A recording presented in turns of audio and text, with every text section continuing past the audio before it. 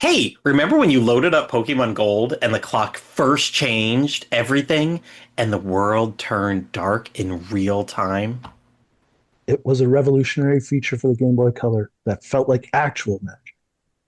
Yeah, but it made finding those rare nocturnal creatures a total nightmare. True, and it certainly added a lot of dark humor to the adventure.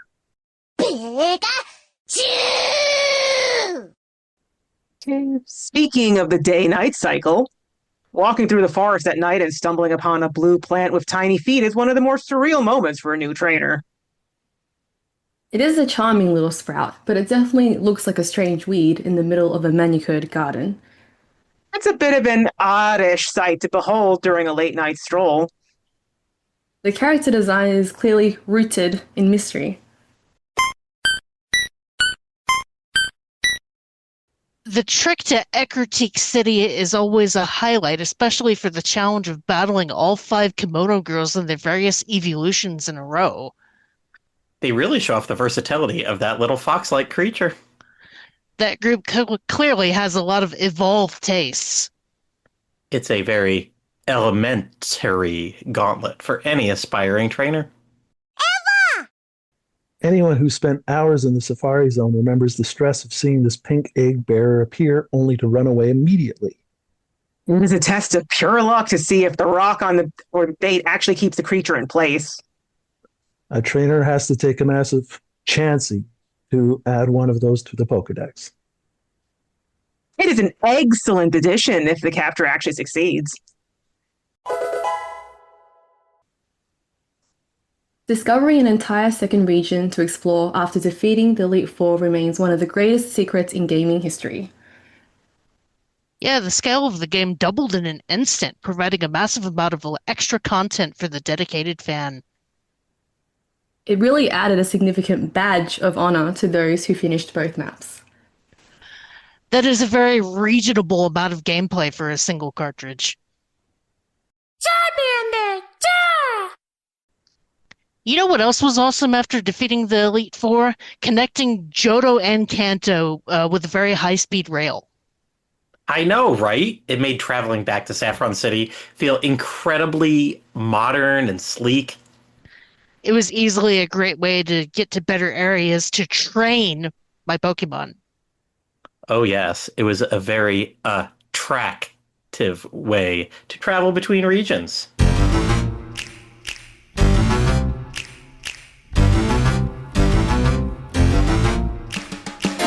They're silly and they're goofy, mysterious and spoofy.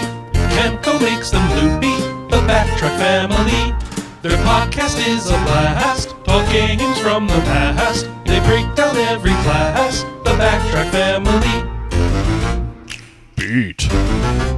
Defeat. Complete. They trash things they abhor, and praise things they adore. They never are a bore, the Backtrack family.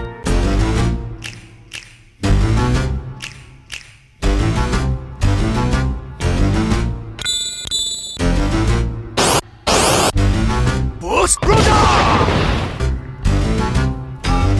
Snake! Snake!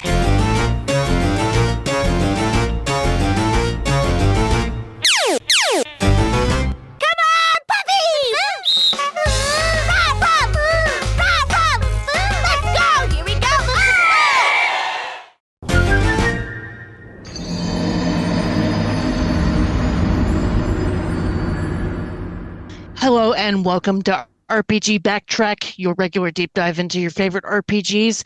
We are a production of RPGamer.com, bringing you such fine podcasts like RPG Cast, your weekly RPG news show, Q&A Quest, your weekly RPG feedback show, and us, your bi-weekly RPG nostalgia show.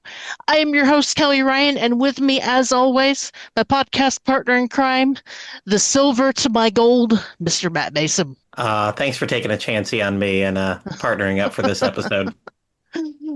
So sorry for calling you a jerk in that one, by the way, given what well, I guess in my game he was called Silver. I guess you can name the rival anything you want. I always think my rival was Dave. Childhood rival friend. But we are getting into a bit of an iconic game series tonight. Joining us, we've got Cassandra Ramos, Hello, everybody. Ryan Costa, Gold was when I realized that Pokemon was a cut above and just so fly. and new to RPG Backtrack from the land down under, Elena. Hello, howdy. I'm surprised that they haven't done an Australian-themed Pokemon game yet. I mean, it might be coming in at some point. One of Gen these 10? days. Gen 10, could- maybe. Isn't the next one Pacific Islander? Well, that's Okay. what the leaks The are rumor- saying, but you gotta take it with like a shaker of salt.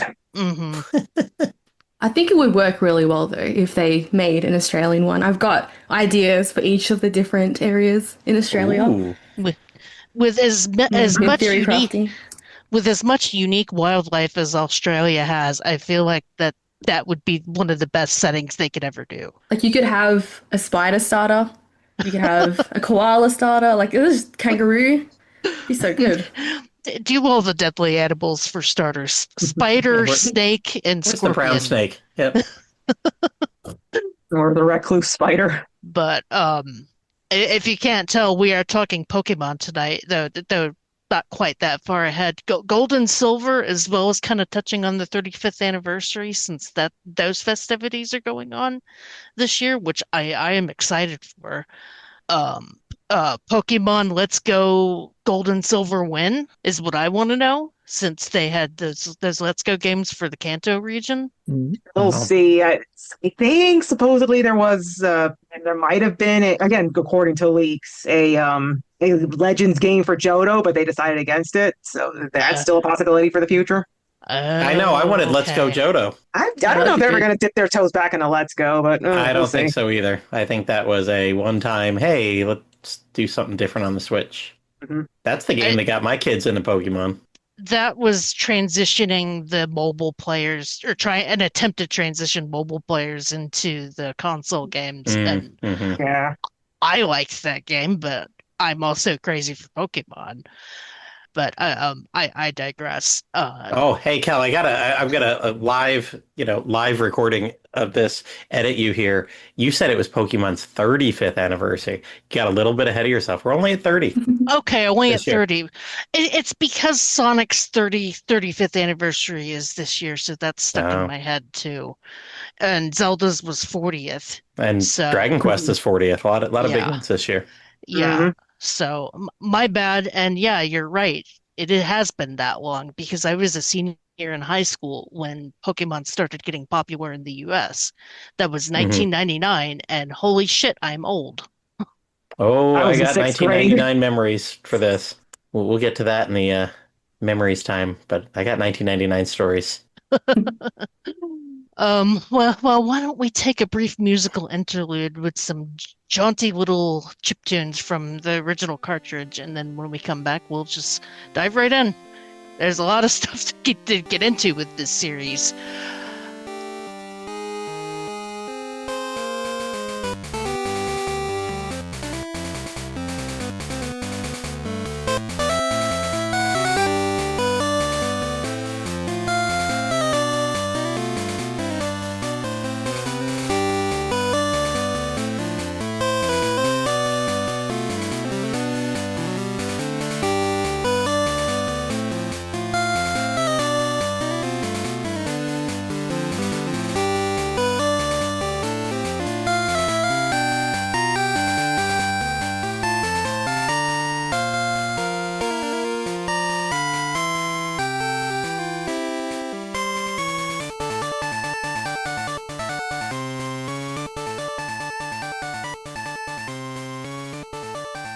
And welcome back to RPG Backtrack, where we are talking about Pokemon Gold and Silver.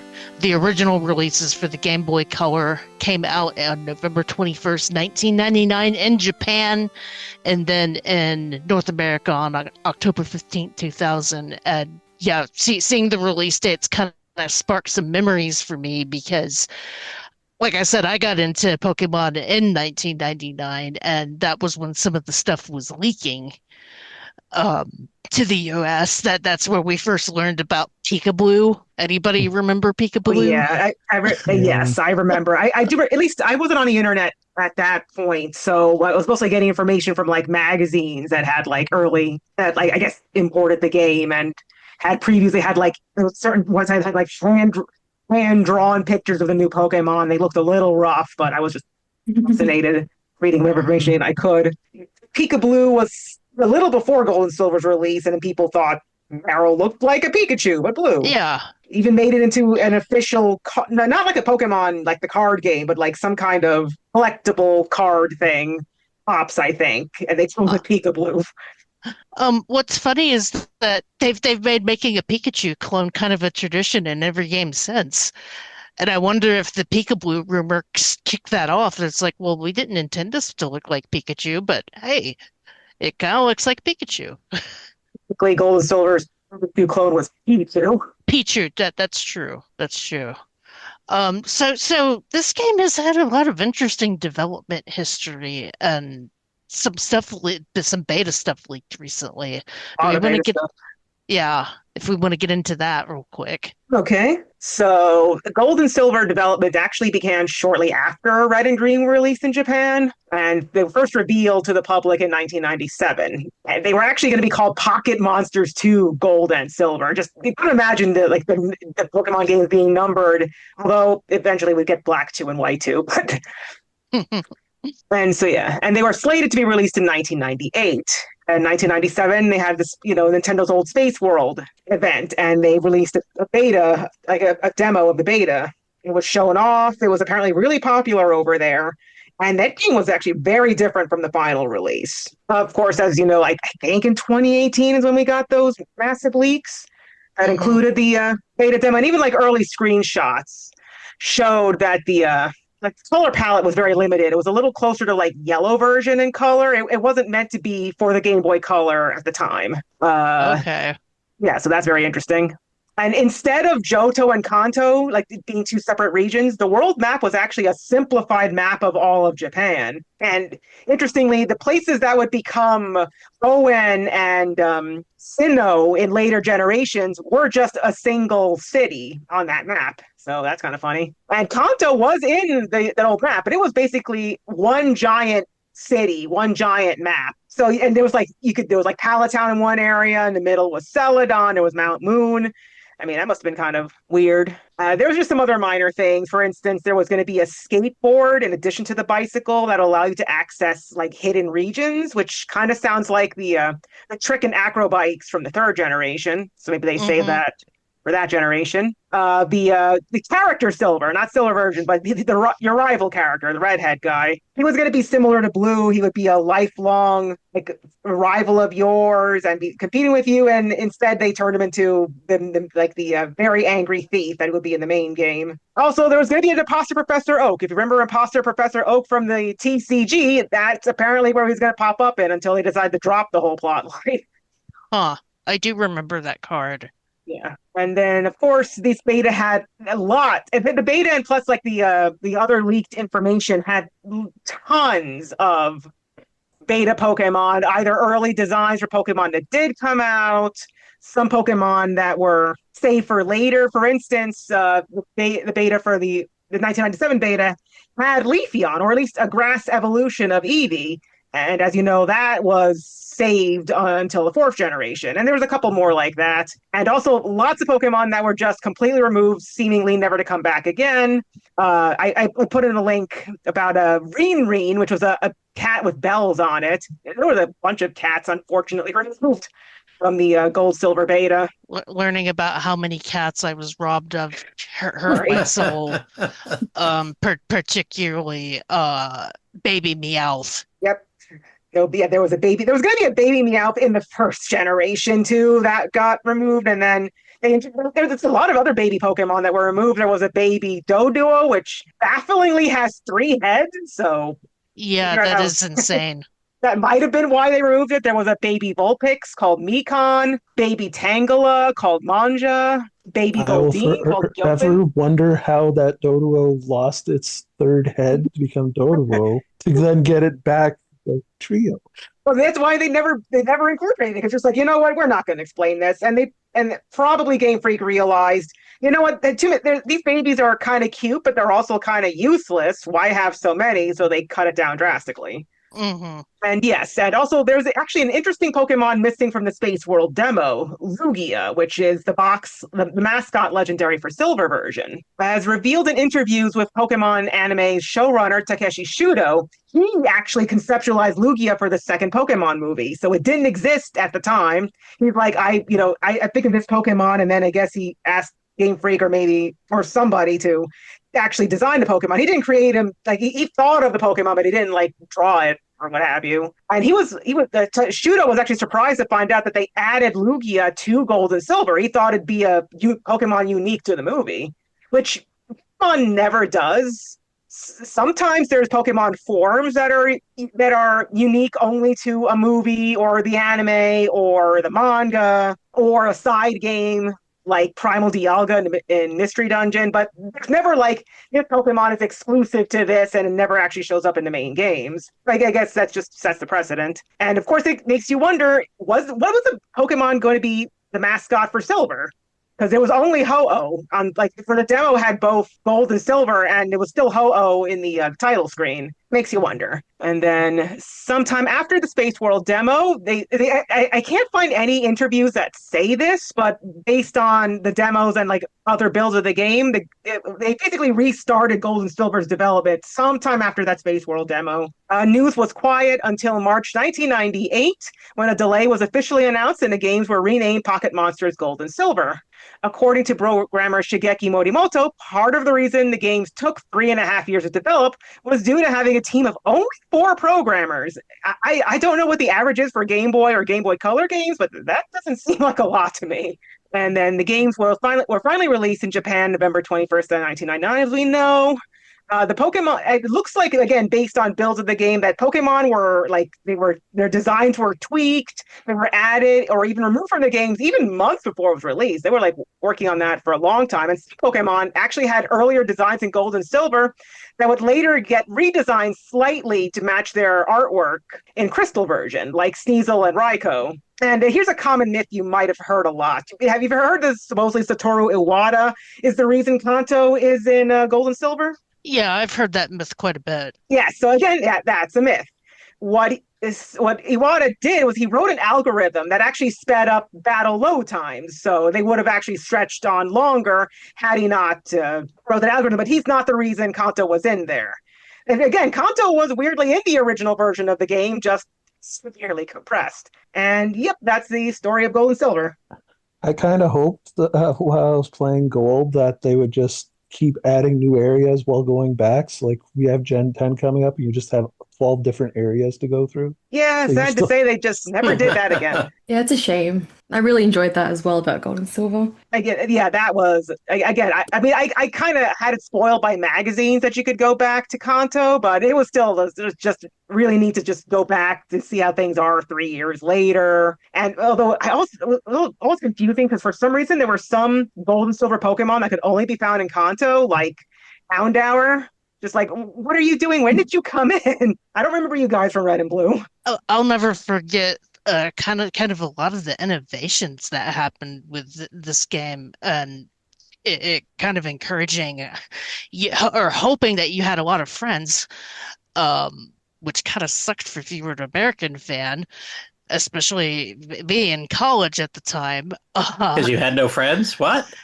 Yeah, well, not any friends that would admit to playing a Pokemon game, that's for Oh, sure. I get it. That's 100%. But like you can only trade with people so many times a day, or the same person so many times a day.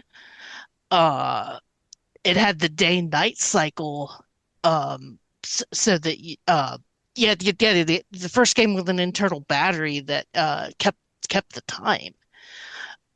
So depending on what time of day it was, you'd have different Pokemon that you could find, which I thought was kind of a huge deal back then. Because not a lot of games in general had day-night cycles, much less a portable game.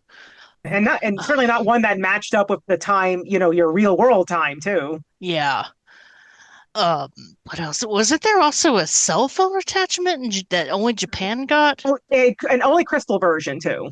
Okay. But yeah, they got some like like the big one was getting Celebi because that's how you got the GS ball, which stumped people in the anime, and they basically quietly got rid of it and hoping nobody paid attention to it in the anime.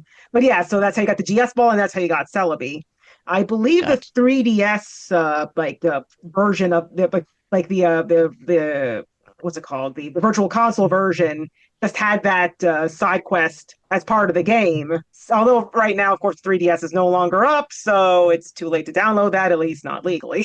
But yeah, you had the day-night cycle. You had the Pokemon could breed. That was a big one. You could generate more Pokemon. You could like get rare ones like your starters or more Eevee. There's also Steel and Dark that got added as Yes, well, right? Yeah, yes, two new types added. Game And they would be changing. the only new types for like over a decade. not until the 3DS version X and Y. Mhm. And I have a feeling Dark was added just to make Psychic, to Mm, humble Psychic. Yes, hmm because Yeah. I guess the Grain Freak like realized later, oh geez, we made psychics too overpowered.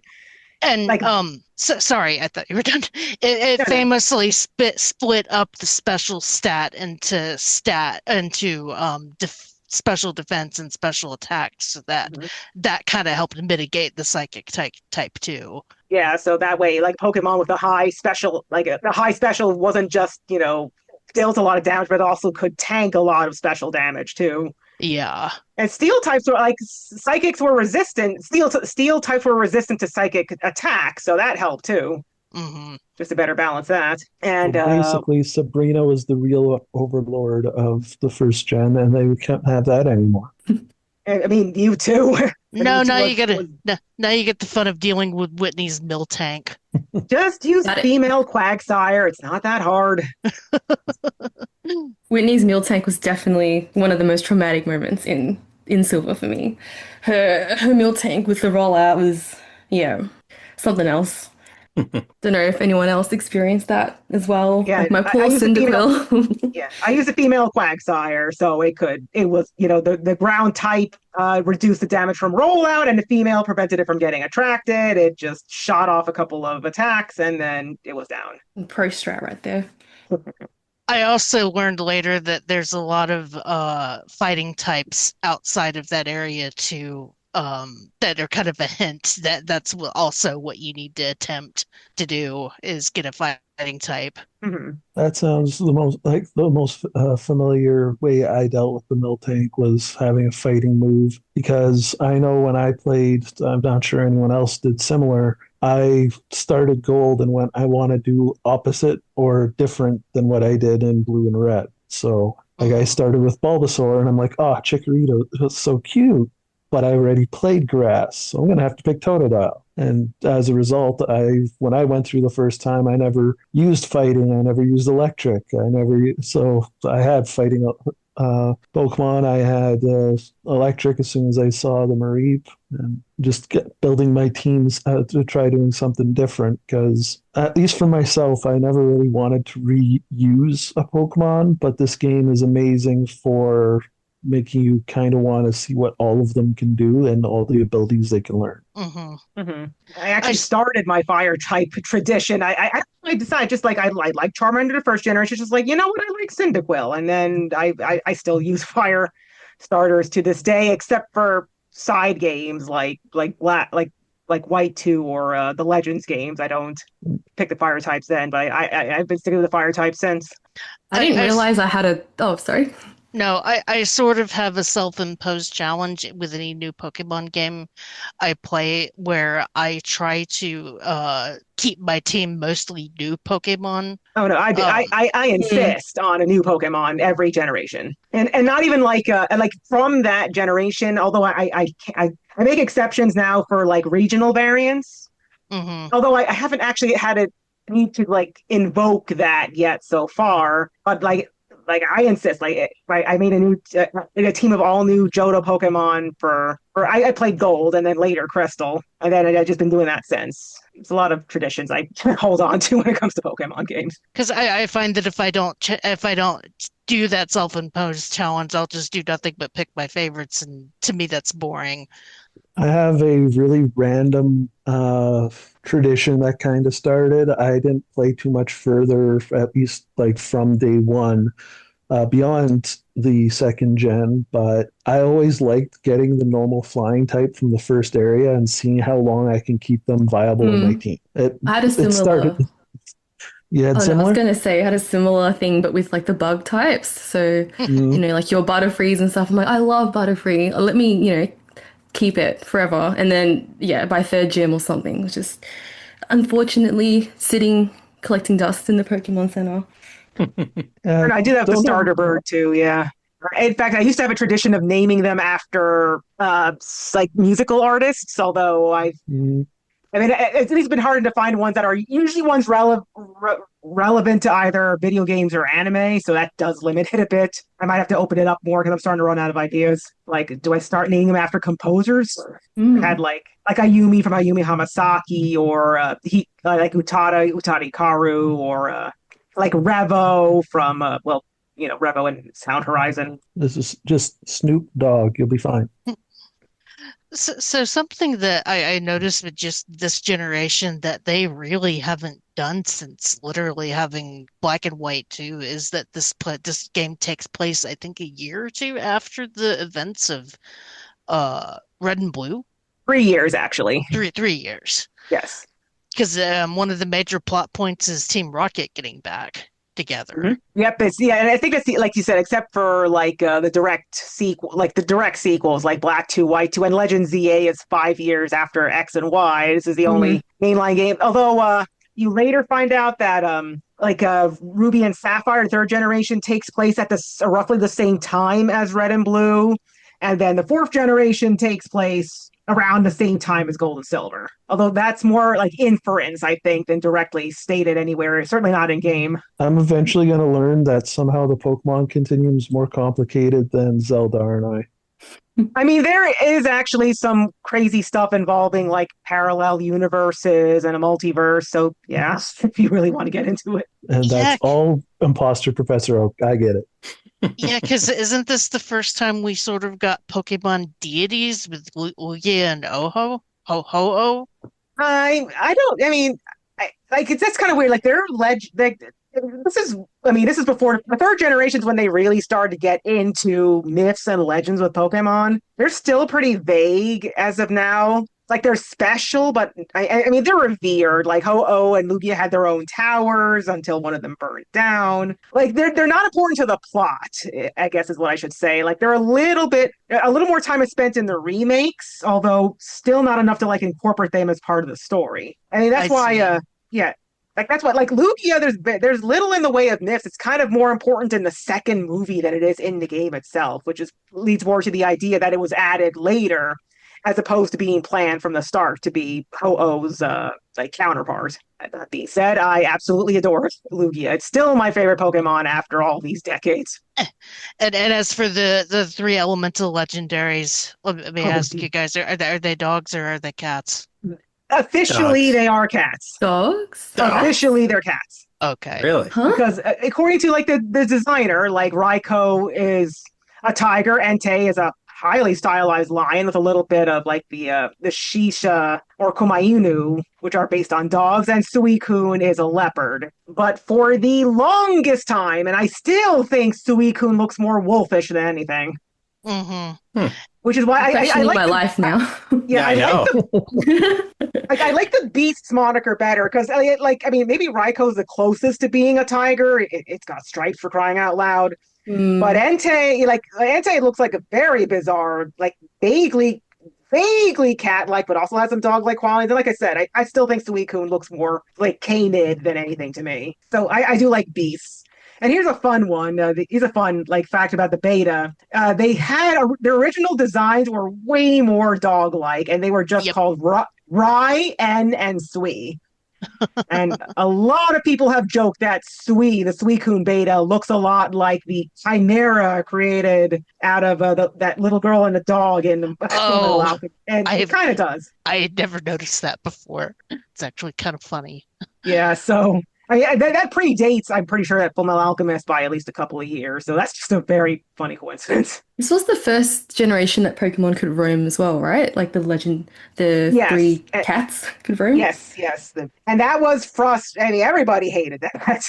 I certainly didn't like it, and really liked it in Crystal when at least Suicune, which is my favorite of the three, would stand in one place and not run away. I think I did eventually catch them. I can't quite. I certainly caught them in Crystal. I know I spent the time chasing after those stupid things and just really wishing I could use the Master Ball on them. In fact, for future roamers, I used Pokemon Coliseum to farm Master Balls to transfer to the main games to catch other roaming Pokemon. Can't do that in it. I don't think I've ever used the Master Ball ever in any Pokemon game. I don't know. I just hoarded it for I don't know when, the next game, I guess. Like it just Oh, hey, yeah, it's I like never wanted to use it. all the good items in games. I Well, need to save it for the final boss and Yes. then not use it on the final boss, and then it's still there. Who knows? Maybe there's another I've boss been after doing that. that now. I don't know. I've been doing that now with recent Pokemon games. Like I still have their Master Ball in Legends EA. It's just like, when am I going to use this? Like I can capture them Yeah. fairly easily. Oh, I used that on a frickin' random something because I didn't even know. Because, it just puts it in your inventory. And if you run out of, I think it was Ultra Balls, it just goes to the next one in the Yeah. inventory. So, Oh, in ZA. yep, Yes. totally Mm. went to my inventory at one point, and I'm like, where'd my Master Ball go? Oh no. And I looked at the pile of Pokemon I had sitting, and I was like, crap. Caught some random junk Pokemon with it. That's okay. I wouldn't have used it anyway, so. When it comes to roaming Pokemon, I tend to use my Master Ball on the roamers because I figured at least with the stationary ones, I can always I can Reset. always reset and because I always know where they are at any given time. Mhm. Um Yeah, but there were it, 3 beasts in this game to chase down. So yeah. like, which I guess you could. I think I used my Master Ball on the first one I found. I can't quite remember. And Yeah. I probably encountered at least one of them before I got a Master Ball anyway. So that's a bit frustrating. And if you knock them out, they're gone. Gotta be Mm. careful. And I don't know how good of a strategy yet that is because when I faced Ho-Oh for the first time, it was like this thing will not get in the ball. I have it at 1 hit point and asleep, and it won't get in the ball. Why won't you get in the ball, giant Because bird? it has a catch rate of 3. That's the lowest that any Pokemon goes, and that's for every legendary, I believe, except for like later games and some story relevant legendaries like Reshiram and Zekrom in the 5th generation. But yeah, that's why it won't get in the stupid Pokeball. Yeah. So Did you use Pokeballs or did you use Ultra Um, Balls?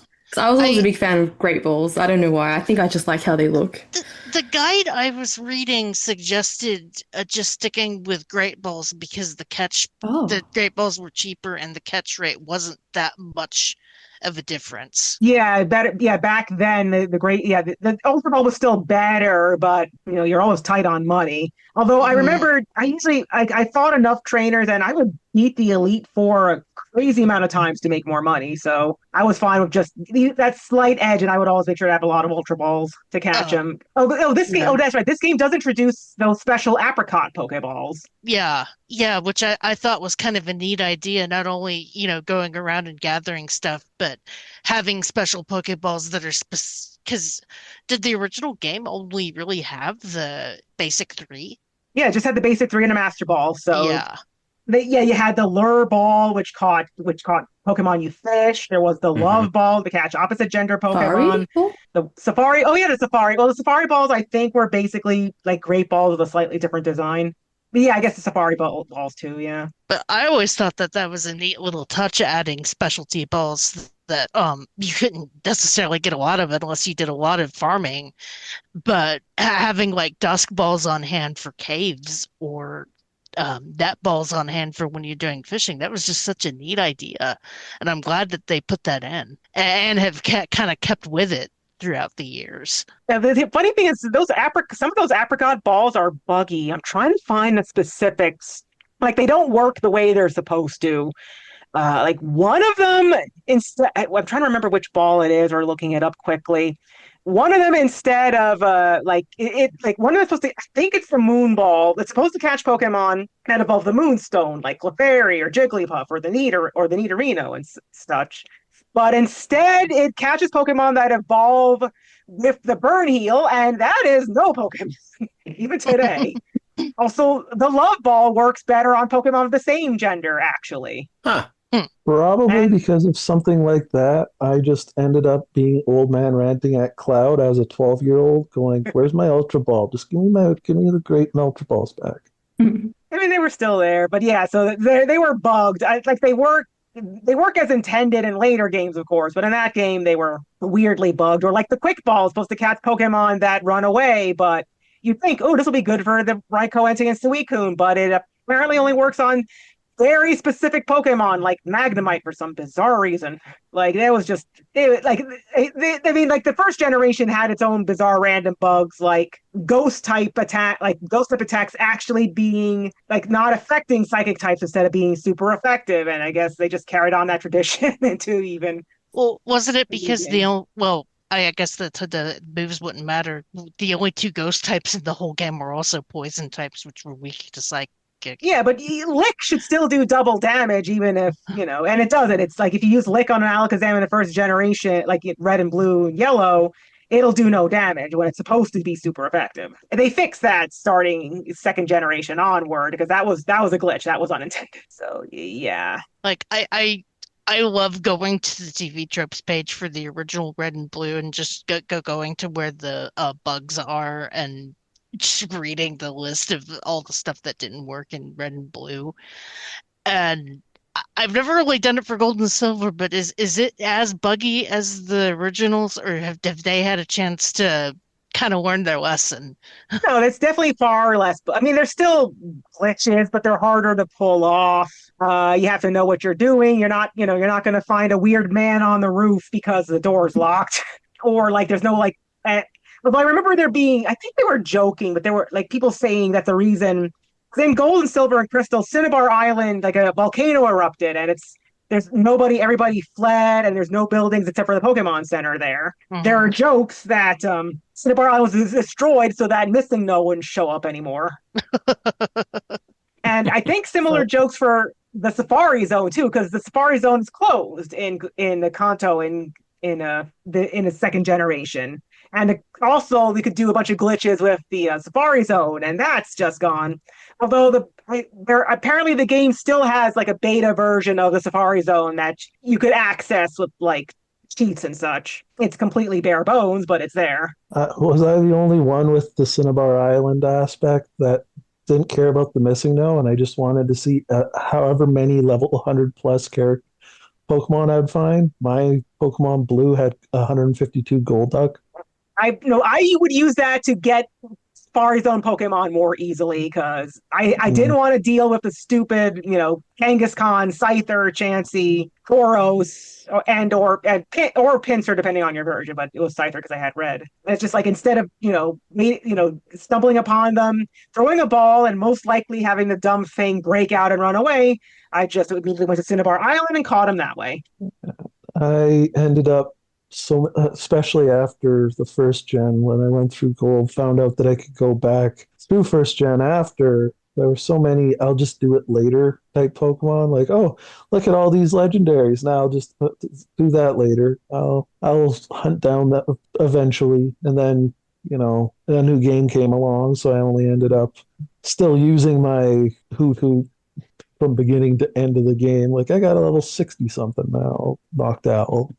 Yeah, I remember a friend of mine warning me that there really wasn't a way you could level up huge in Gold and Silver like you could And with predecessors. I know you had to like just beat the Elite Four a ton of time. I remember spending so many times beating the Elite Four so I could get my Pokemon to 100. Because and does it? I mean, I know we're doing Gold and Silver. Does it count to say that Crystal was my first access to Gen 2? So was mine. Yeah. I mean, Um, I did play Gold first, and then Crystal. And let me just say something about Crystal.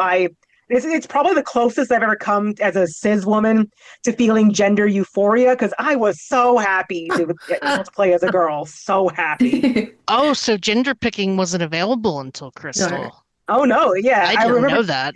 Yeah, I was a little disappointed. Just like okay, I can't play as a girl. I named myself Ash and Red, and then just like I still can't play as a girl in Gold. Why not? And then Crystal just like I can play as a girl. I can play as a girl. Thank you. Because that's never changed since then. Hmm. Um, something else I found kind of interesting is that, Gary was your rival, but was just your rival. Silver in this game is freaking mean. Like, oh my God, I couldn't get over just what a complete douche that guy was. And I noticed that since then, the rivals haven't been nearly as mean.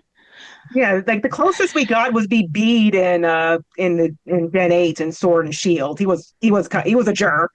But yeah, ever since then they've been like Pretty nice nice. guys. Sometimes not even necessarily competing with you, just kind of there, well, being more of a friend than a rival. Yeah, they're pretty supportive. I feel like the last Hmm. few gens, Hmm. they're like your best friend or in The your last like little several friendship gens, group that yeah. you've got The- going on. And like and I Generation 3, they yeah, like Generation 3, they were just nice. Just May or Brendan, they were just nice. and I don't know. I'm kind of the camp that I want mean rivals again, or at least kind of jerky rivals like Gary. I And don't I know, wouldn't mind maybe. if they had like more than one rival. Like you had your friendly rival and your meaner rival. Yeah, because some of the later generations had sort of had two rivals, and one of them Mhm. would always get the Pokemon that was weaker Yes, than and the other yours. one got the Pokemon that was stronger than yours. Yeah, See, but uh, Silver is such a douche that he just flat out stole the Mhm. Hmm. the Hmm. extra one. Yeah, but uh, they implied he mistreated his Pokemon. How badly, I don't think they would ever say, but they implied that he was mean to his Pokemon too, not just to the Hmm. people around him. Yeah, Silver was the real villain of Gen Hmm. 2. he really was. Hmm. And apparently it wouldn't get revealed until the manga, and then much later in like the remakes. But Silver is the son of Giovanni of Team Rocket. Oh It all checks yeah, out.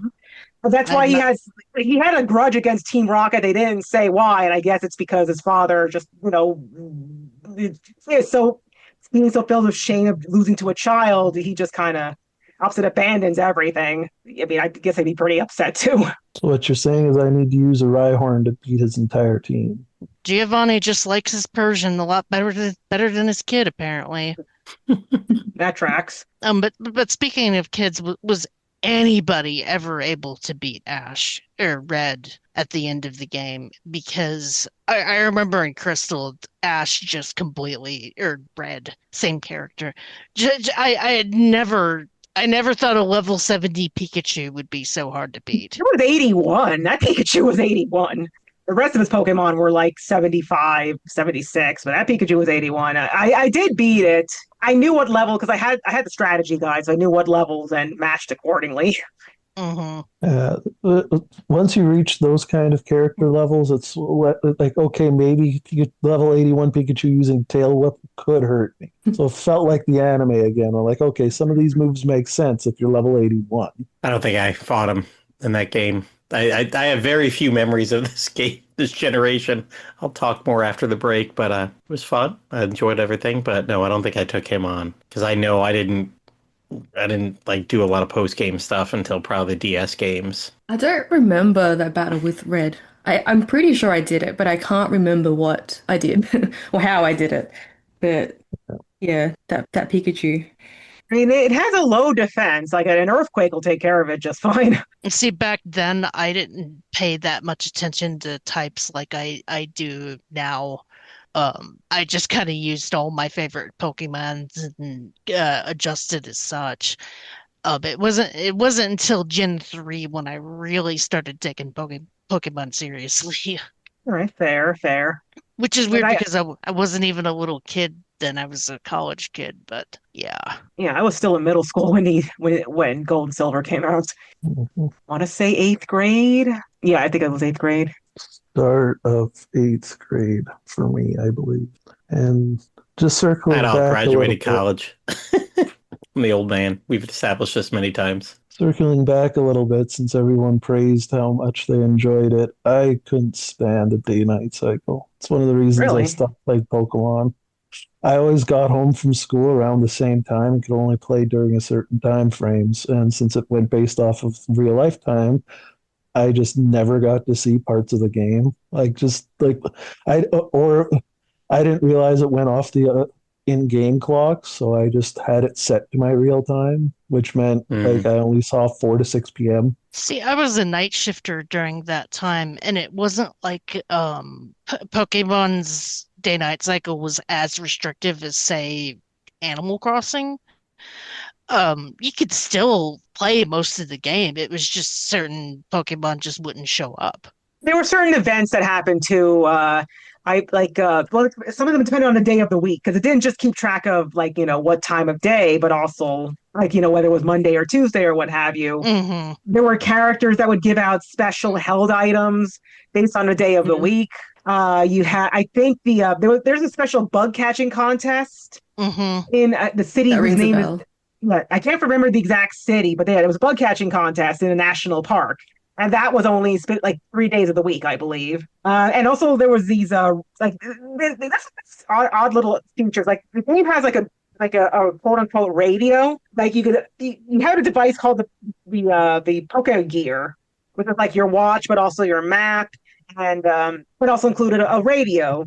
There was a radio station that played Pokemon music that could increase your encounter rate or decrease encounter rate. And there was like a radio show that gave like little like little bits of information on particular cities or particular Pokemon. And some of those only played during certain days of the week. You also had like Umbreon and Espeon as well, Oh who yes, evolved different time. yeah, depending on whether day or night. Mm. Yeah. And And I just love those two. Espeon is one of my favorite ones to this very day. I love like I remember wanting Espeon, but I got an Umbreon, and I just kind of fell in love with it. Like I love both of them. Yeah, they're both really cool. I think if I had to pick one, probably Umbreon, but no, they're both really cool. You bringing up the bug catching contest reminded me of getting Scyther for that bug catching contest specifically so that I could learn False Swipe, which was introduced in this game and potentially one of the most useful moves in the entire series. Since it Extremely. won't, yeah, since it won't knock out a Pokemon, it'll just knock them down to 1 health, which is a godsend for Mm. going Pokemon hunting. Mhm. Because that's the thing when it comes to this series, there's battlers and there's collectors, and I am a collector. I've got to catch them all. Did you ever do shiny hunting? No, to be honest, I didn't know about shinies until Gen 3. Yeah, this I've and still never this game seen does one. give you a yeah, this game still gives you a free Gives you a shiny. free. Yeah, Oh the yeah, red Gyarados. the red But I Gyarados, don't right? think people knew that was a shiny. Like what? They didn't really know what the shiny was, right? It was just a red Pokemon. At least it's especially if you're not on the internet or I think I mean they never called it a shiny Pokemon back then. They had slightly different names like alternate color Pokemon, but back it's just like this is a special red Gyarados. Even the player's guide just said this is a special red Gyarados. You better catch it. And I don't think it ever mentioned anything like you might encounter other specially colored Pokemon in the like because you can, although especially in Gold and Silver, it's extremely difficult to find them because there's no shiny charm, there's no Yeah, Masuda method, there's just the there's no help. yeah, there's just Just one out of luck. Pure luck. 8,000 or whatever the percentage is to get it. You're just on your own.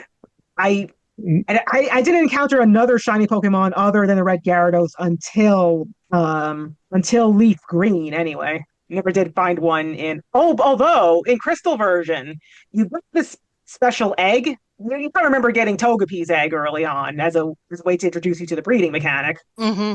Yeah, Crystal version gives you another egg, the odd egg, and there is a very high chance that egg will hatch into a shiny Pokemon. And I got a shiny Tyrogue that way, the pre-evolution to Hitmonchan and Hitmonlee. Hmm. I remember my sister being super disappointed because she got her own Crystal version and she got a Tyrogue too, and it was not a shiny. And Whoa. What color is? I imagine you can't save scum that, can you? I don't I'm pretty sure. I don't think so. I'm not completely sure. I don't think I've ever seen a shiny Pokemon. I came across it in old browser Pokemon ripoffs, and I thought that they weren't real.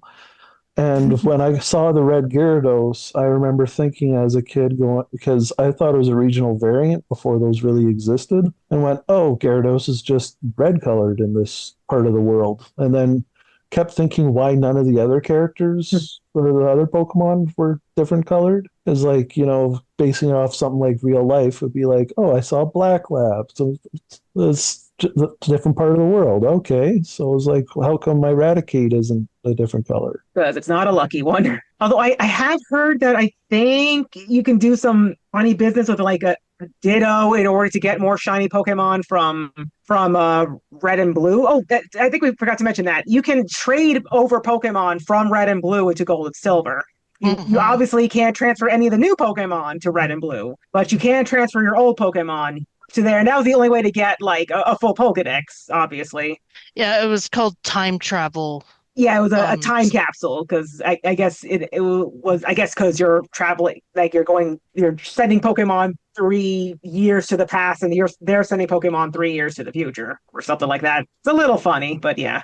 And looking it up, by the way, the odds for a shiny in Generation 2 is 1 in 8,092. Yep. I don't know if that number has gone down or if it has. Okay. Yeah, I think it's been cut. I think it's been cut in half since Generation either 7 or 8. That's why they're much easier to find nowadays. Mm-hmm. You went. Yeah, I don't remember the exact numbers, but I know Sword and Shield, for example, made it a lot easier because you can get like the shiny charm and things like that. Yeah, the shiny charm's been available since Generation 5, although I can't remember if that was the original Black White or if it was a Black 2, White 2 feature. Yeah, just seeing Google's AI answers, so take this with a grain of salt. You can get the odds down to 300 with the Dynamax layers and chaining and Matsuda method. Matsuda method, you can get it down with the shiny charm. You can get it down to 1 in 512. I went down this rabbit hole a long time ago or a while back because I said that male calico cats are the shiny Pokemon of the cat world, and I was trying to think, well, what's more likely to happen? You finding a shiny or getting a male calico cat? And it turns out no, shiny is still harder to find. I don't think there's any way probably no ethical way to like increase your odds of getting a male calico. I imagine, unlike Pokemon and getting shinies. Male calico is 1 out of every 3,000. The base shiny is still, without any methods, is 1 in 4,000 in Sword and Shield. Yeah, and I believe that's still the number in like Scarlet Violet and Legend ZA. Yeah, so comparable, but you're still more likely to find a male. Well, no, actually now it's more likely you're going to get a shiny because there's all sorts of methods. But yeah. I didn't catch my first shiny until the DS games, and it was a shiny Scorpio or Scolipede. Scorupy, probably Scorupy. Yeah. Is that purple scorpion? Yes, yeah. Scorpy. Yeah, Scorpy. And it was one of those things where it's like, wait, am I seeing something or is that Scorpy red? Oh, it is. And I'm really lucky it wasn't part of a horde. But yeah, I find it interesting that mechanic was introduced here, and because it was introduced here, the color variations had more to do with the palettes. And since the game has gone to 3D, they've done a better job of making the shinies more distinct compared to at least some of the variants like Meowth, where it's like you have to like literally see a side by side to be able to tell the difference. Yeah, same with like Gengar as well. Yeah, line. There's still some like that, like the Gibble is actually a very nice light blue color, but Garchomp is shiny is annoyingly similar to regular Garchomp.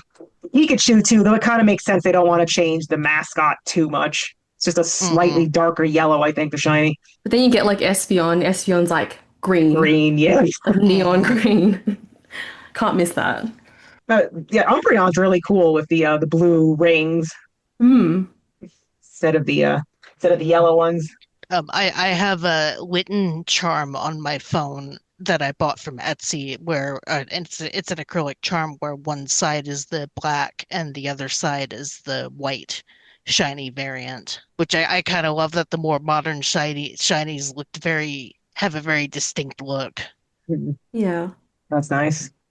Oh, my kids could go on for hours about shinies and which ones shiny tier lists and oh, once they got into Pokemon, that's and especially with the what is it? The Legends games, it's so much easier and Scarlet and Mhm. Violet to spot the shinies. So Yeah, all the time I hear shiny stuff. especially now that I think even back then they kind of had like a little animation to show that so that you could tell with some of those, since some of Yeah, them were kind of especially, hard. I mean, it's important because you could play Gold and Silver, not Crystal. Crystal is exclusive to Game Boy Color, but you can play Gold and Silver on a regular black and white Game Boy.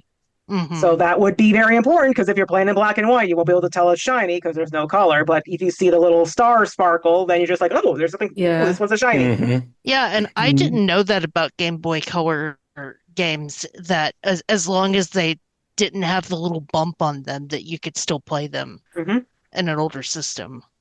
and if I remember right, I could be wrong for Pokemon Blue and Red did have shinies as well, but it was a sound cue. And that haunts me to this day because I wonder how many times I went, that sounds weird. Just I don't. I mean, they can be shiny if you transfer them to Gold and Silver, but they didn't have shinies in red and like red and blue proper. Just if you transfer them, the data might it might be they might like add a shiny effect depending on.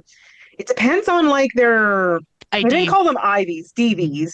I believe they were called back then. Like they had to be a very specific numbers in order to count as a shiny. I can't remember the math behind it. I do know it has something to do with the Pokemon IDs. Again, they were. I believe they were called DVs back then. What? Yeah. Yeah, because they weren't IVs until the third generation. Speaking of which, is this the first game in the series that has IV and EV training? No, you could still do it in red and blue. Okay. They I would, they worked a little differently, but yeah. yeah, because this was the first game in the series that had breeding. Yes, yes. First And the game that first did breeding. and the first game that did genders, aside from Nidoron, Hmm. which I wonder if they regretted having that like that and they couldn't go back and fix it. No, I mean, they really can. Like, they would have done it back then, but then they'd have to like rewrite the whole like chart and Pokedex and which number, because the male and female Nidorans have completely different numbers. They don't want to Hmm. say, okay, actually now there's 124 Pokemon because we just reduced Nidoran down to. They would have done it back then, or maybe they still wanted to say we have 151 Pokemon, not 150. There's 251, not 250. And it also introduced held. This is also the first game to have held items, which Hmm. is pretty important for strategies. One of Or my even Same, favorite. just my leftovers. yeah, leftovers very useful. Or like or I guess like they might have been called miracle berries. I wanted to say lumberries, but lumberries were actually introduced in the third Berries. generation. That was the third generation. They had like poison berries and paralyzed berries, and I think there was a miracle berry to like heal any status ailment. Oh, and of Well, course, there's the one held item that never showed up anywhere else except weirdly for the Detective Pikachu, the Berserk gene. huh. Yeah, you found it just outside where Cerulean Cave used to be, where Mewtwo was. The cave is apparently not there anymore. It collapsed in or something. But you can find the Berserk gene in the water. And if you attach it to a Pokemon, it raises their attack power 2 levels, but it confuses them. Basically, it's a swagger, but as a held item. And it never came back, probably because such an item could be pretty broken. Yeah, I was a particular fan of the Soothe Bell on my EV. Hmm. Um, and I gotta say, I'm happy that Gold and Silver introduced breeding so that you could have more than one EV in any given cartridge. Mm. Yep. Before you either had to like replay games, hope your friends were nice, or if you had Pokemon Stadium, you could get it by beating Gym Leader Castle. That's how I got like a bunch of Eevee and like Kabuto and Ammonite and the starters too. But if you didn't have a Nintendo 64, then you're out of luck. But yeah, and But yeah, in gold and silver, you can breed more Eevee. You can breed more starters to trade with your friends. You could breed the fossils. Yep. And it made Ditto go from one of the most useless Pokemon to the most useful Pokemon in the entire series. Here's a fun thing. There was going to be an evolved form of Ditto called Animon in the beta. Although how it would have been different is currently unknown. I think there's like apparently it's still a normal type, but it's like it evolves it from Ditto using the metal coat, which now evolves Scyther and Onyx. So people wondered if maybe it somehow was part steel or it turned into like a steel or type version of the Pokemon it transformed into, but they took it out, so it's just all speculation. Wasn't there also a version of Porygon that looked like a lion? Yes, it's a Porygon 2. Yes, I'm looking at it right now. It is very weird looking, and apparently it looks a lot like the Mr. Donut mask on Lion, which didn't exist until 2003, according to the cutting room floor. So that's just a very bizarre coincidence. Yeah, there's going to be a beta version of Licky Licky, originally called Nameru. It evolved Lickitung, but they abandoned it and brought it back much later as Licky Licky. Now, I admit to not remembering future generations all that well, but did they ever have a Pokemon that would change types based off of like how it was hit by moves? So like if you hit it with an electric, it turns electric. That would be Kecleon and its move color change. Okay. Yeah, it gets hit by an electric attack, it becomes electric type. Yeah, yeah, it's a chameleon. Although it's pretty weak, so it's more of a gimmick than anything. Would get knocked out easily. Yeah, I believe Kecleon is the only Pokemon to still have an ability like that. No That's abilities just what in Generation popped into 2. my head if they did an evolved form of Ditto. It's like Ditto is normal, never changes. Well, its evolved form just always changes. Well, the Ditto does now have the imposter ability, so that it transforms immediately upon switching in instead of you having to the transform move. Makes it slightly more viable. Yeah. I was definitely the type of Pokemon gamer to like attack move only.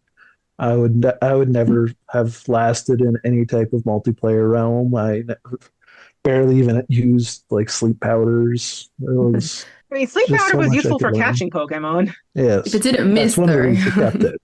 True. Well, Spore would have been more useful, but that's still pretty limited. Mm-hmm. Yeah, I was definitely an attack move only Pokemoner. Me as well.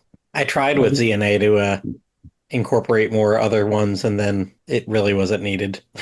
I just went back. After a while, I was like, oh, I'll keep some defensive or some offensive ones. And after a while, I was like, meh, it's fine. Yeah, I feel like back then you can kind of just brute force your way through the game. Pretty sure I was Yeah. guilty of that too. To be 100% honest, I really find that the non-attack moves are mostly useful and competitive. Yes. That if you're Yes, just they are. if you're just a bog standard Pokemon player, a lot of that stuff you really don't have to worry about. And that is one of my favorite things about this series is that yeah, you can get into the weeds and do some crazy stuff with the IV and EV training and make some ridiculously crazy combinations. But if you don't want to engage with any of that crap because it's too hard, you don't have to.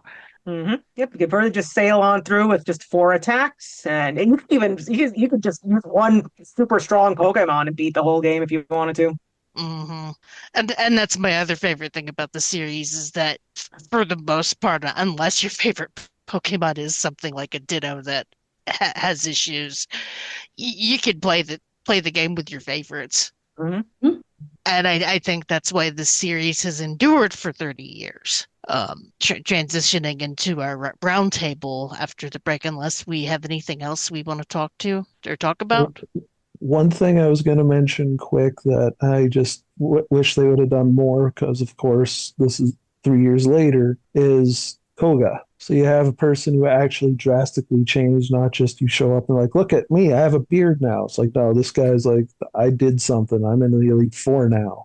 I used to just be a simple poison gym leader. Now I'm something. It moved up in the world. Although you did have a Blue, the rival from Red and Blue, like You'd think he'd be in the Elite Four if he was champion, albeit for like 5 minutes before your character defeats him. But instead, he's a gym leader. He's the gym leader of Viridian City since Giovanni, left. So that's an interesting change too, Slumming a it. career change. Yeah. And Lance is somehow champion of both. It's weird because Kanto and Johto seemingly have like one Pokemon league only instead of being two separate leagues as it would be in later games. Mm. So Lance becomes the champion again. I don't know if it's ever implied that he was champion before Blue beat him. I'm not completely. They never really go into it. It wasn't televised, so he just took it. Yeah. As far as prices, unfortunately, Pokemon is one of those series that the retro game market has just made explode. Just looking on eBay, seeing gold cartridges that I can't even tell if they're legit or not are going for $50 a pop. Those I bought, batteries are going to be dead too. Like yeah, the batteries on my games died a long time ago, and I lost a lot of good Pokemon. I bought my original gold for like $15 at GameStop because they were just liberating all of their Game Boy cartridges at one point in the 2000s. And seeing Pokemon at collector's prices kind of makes me sad now because I would always like buy the first game, they're like one of the games in the duo brand new, and then later on wait for used copies to start hitting the bins and then buy the second one. Mhm. And you kind of can't do that anymore. Yeah, But especially on Pokemon games. and and then you could say, well, Virtual Console, well, that's gone too under Mhm. 3DS. So I just recommend putting on your pirate hat if you're gonna get into these older Pokemon games. Arg. It might be for the best. Yeah. Not until Nintendo either does a remake or puts the Pokemon games on the Virtual Console, which I doubt they're gonna do at this point, because A remake in this case, since we already got Heart Gold and Soul Silver. Granted, how old are those games now? they're Probably at least a they're decade. yeah, they're about 20 at this point. Oh wow, it's been that long. 7 or 8, 2007, 2008, something like that. Wow. Yeah. And I forgot that they kind of Nintendo kind of like did some reprogramming for those Virtual Console titles so that not only you could put your Pokemon in the bank, but you could trade with other people with them wirelessly, which you couldn't do in the original carts. So Nintendo kind of, unlike their other Virtual Console titles, cares about the Pokemon games, which is why I don't see them doing anything for them for Nintendo Online. I don't know. I could be wrong, and for the 30th anniversary next week, they could announce like go red, blue, yellow, gold, silver, crystal all on Nintendo Online. We'll And see. then, We'll see. Yeah, we'll see. We'll see. yeah, Not long to go. and it's like, okay, I'll renew because my subscription lapsed. And I haven't renewed it yet because haven't really been messing with it. But regardless, uh, yeah, Nintendo hasn't been very kind to some of the older games. At this point, I expect it to be more like the that Mario pack that came out. It was like it's available for 6 months and we'll never touch it again. You know, They might do something like that, actually. Yeah. I wouldn't Like- even complain if they did. But regardless, let's get into some 30th anniversary stuff after a quick musical break.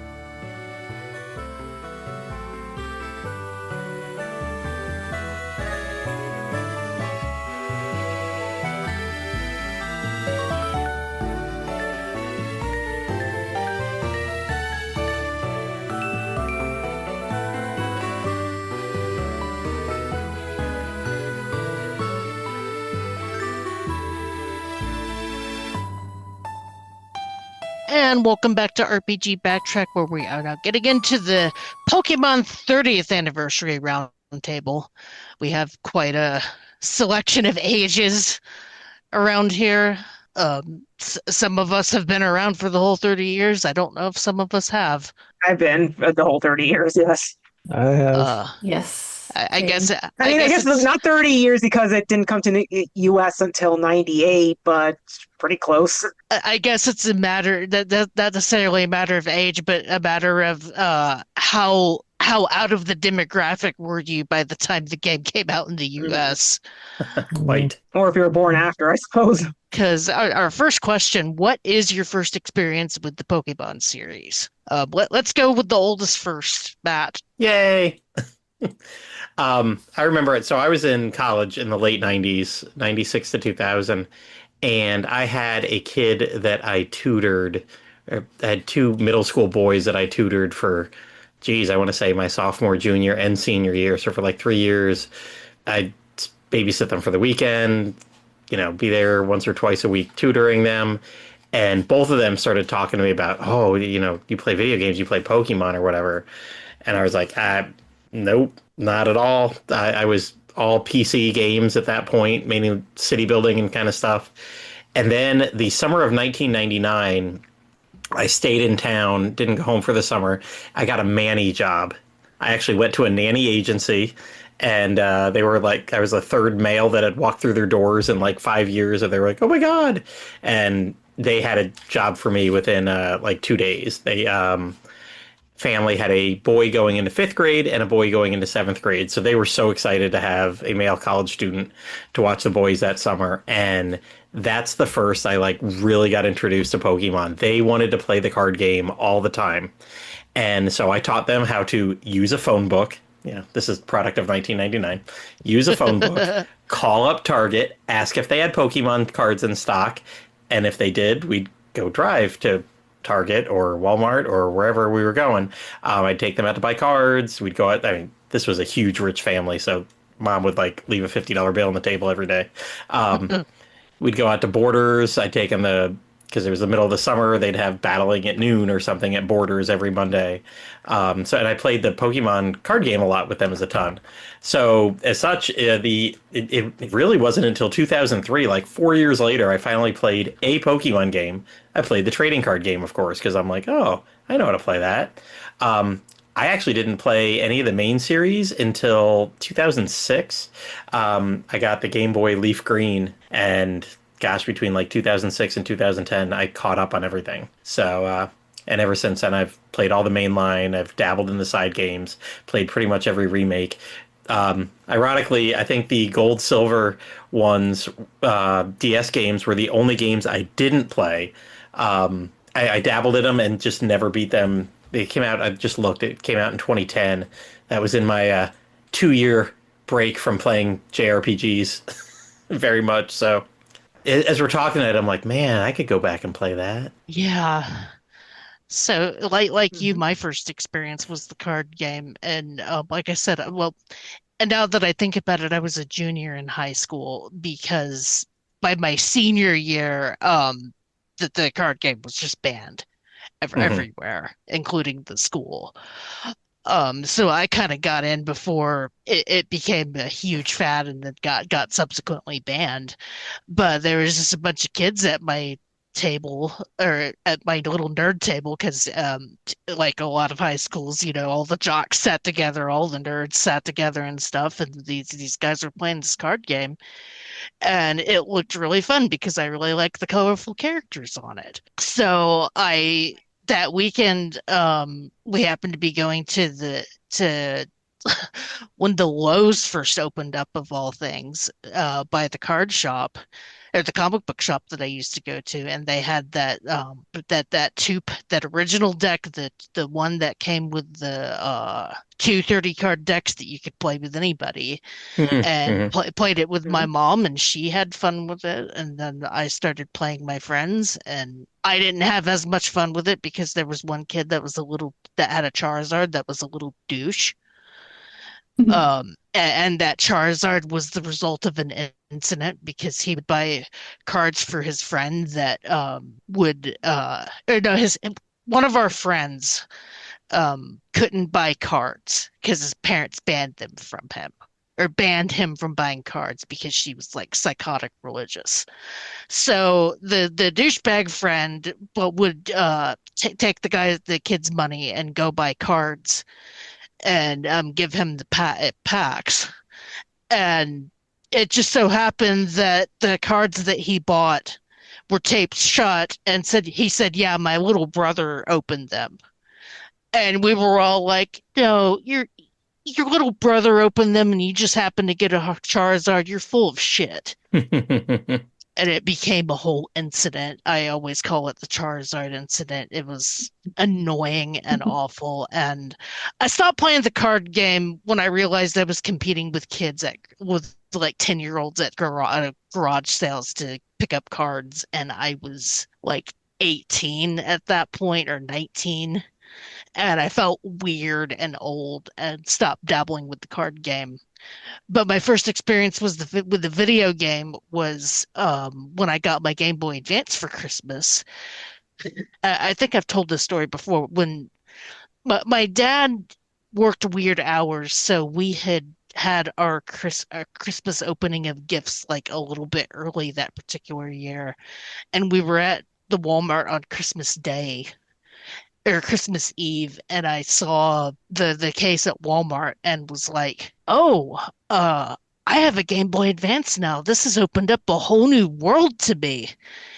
And I ended up buying Oracle of Seasons and Pokemon Blue, and ended up playing those two games so much more than the game that I actually got for Christmas, which was the remake of Breath of Fire on the Game Boy Advance, which was fine. I'd played that before, but I could not put Pokemon Blue down. Before that, I'd emulated the Pokemon games, but I felt kind of wrong doing that, and I had also hit a brick wall where like I couldn't trade with anybody and that sort of thing. But I ended up playing Pokemon Blue a good chunk of the time, but I really didn't get psychotic about the series as far as the games until Crystal, when I bought Crystal, and that was when I brought my Game Boy Advance everywhere with me. And I the only thing I never did was beat Red because he was too hard. Everything else I sort of managed to do. I think by the time I got to Red and realized I was gonna have to do a lot of grinding to beat him, that was when Ruby and Sapphire came out. And that was the new hotness. And once I started playing those, it was like, okay, these old games are jank. I like this new game now. And ever since then, it's just our subsequent questions have been first game played, how many of you played? I've played all of them. Every time a new Pokemon game comes out, I am elated to keep up with the series. And I thought I was done by Black and White, but then X and Y pulled me right back in. So anyway, sorry that was long. Who's our next oldest? I'm 39. I don't know. 38. Okay, I guess I'll go. So my first experience with Pokemon was actually the anime. Even a little before I started watching the anime, I wasn't quite in the United States at the time because that summer before sixth grade, I'd gone to Honduras to visit family. So I missed the very beginning of Pokemon's introduction in the United States. And then when I came back and started sixth grade, the kids were like talking about Pokemon. There was these Pokemon cards and people had the toys. Just like, what is this? This is odd. And then I spoke to a friend of mine about it, and she was like gushing about it and saying how much she liked the anime and said she think I'd like it too. So I figured, okay. I tuned into the first episode that I saw, which I still remember. It's Island of the Giant Pokemon, and I ended up really enjoying it. Like I saw these colorful creatures, and to this day I still love animals. So like it's a game that was about capturing, collecting, and interacting with these creatures. Just seemed so cool. I didn't get into the games themselves, but I did enjoy the anime. I didn't get to the game until my what would have been my 12th birthday. At the time, I got Red version on the Game Boy, and I just absolutely loved it. Although I tell this story a lot, but like I'm embarrassed to say that very first time I turned on the game, I couldn't figure out how to get out of the house. And then my sister wanted to play it a bit, and then I gave her the Game Boy, and she just stepped on that rectangle on the floor and just like, and she just walked out, just like, how did she figure it out? She was like 3 years younger than me. I don't know if how that happened, but yeah, we played through that on and off together. Later, she'd get her own blue version on her birthday, but I just love that game. I used Charmander, evolved into Charizard, and just I felt like that thing was the strongest Pokemon, and I blew away the competition. Only really losing to the Mewtwo at the end of the game because I stupidly used a Master Ball and an Abra. And then, but yeah, but then I got it like the series hooked me from there. I kind of dabbled into cards, kind of gave up on it sometime partway through the second generation, but I love the games and I love the anime. I've played at least one game for every generation. I have not skipped one. I really don't intend to. And I like them all to varying degrees, some more than others. I have played a few of the third versions, but I usually don't go out of my way to get those, even if they're improved and they don't matter anymore ever since they've been doing DLC. Obviously, I played Crystal because again, chance to be as a girl was awesome.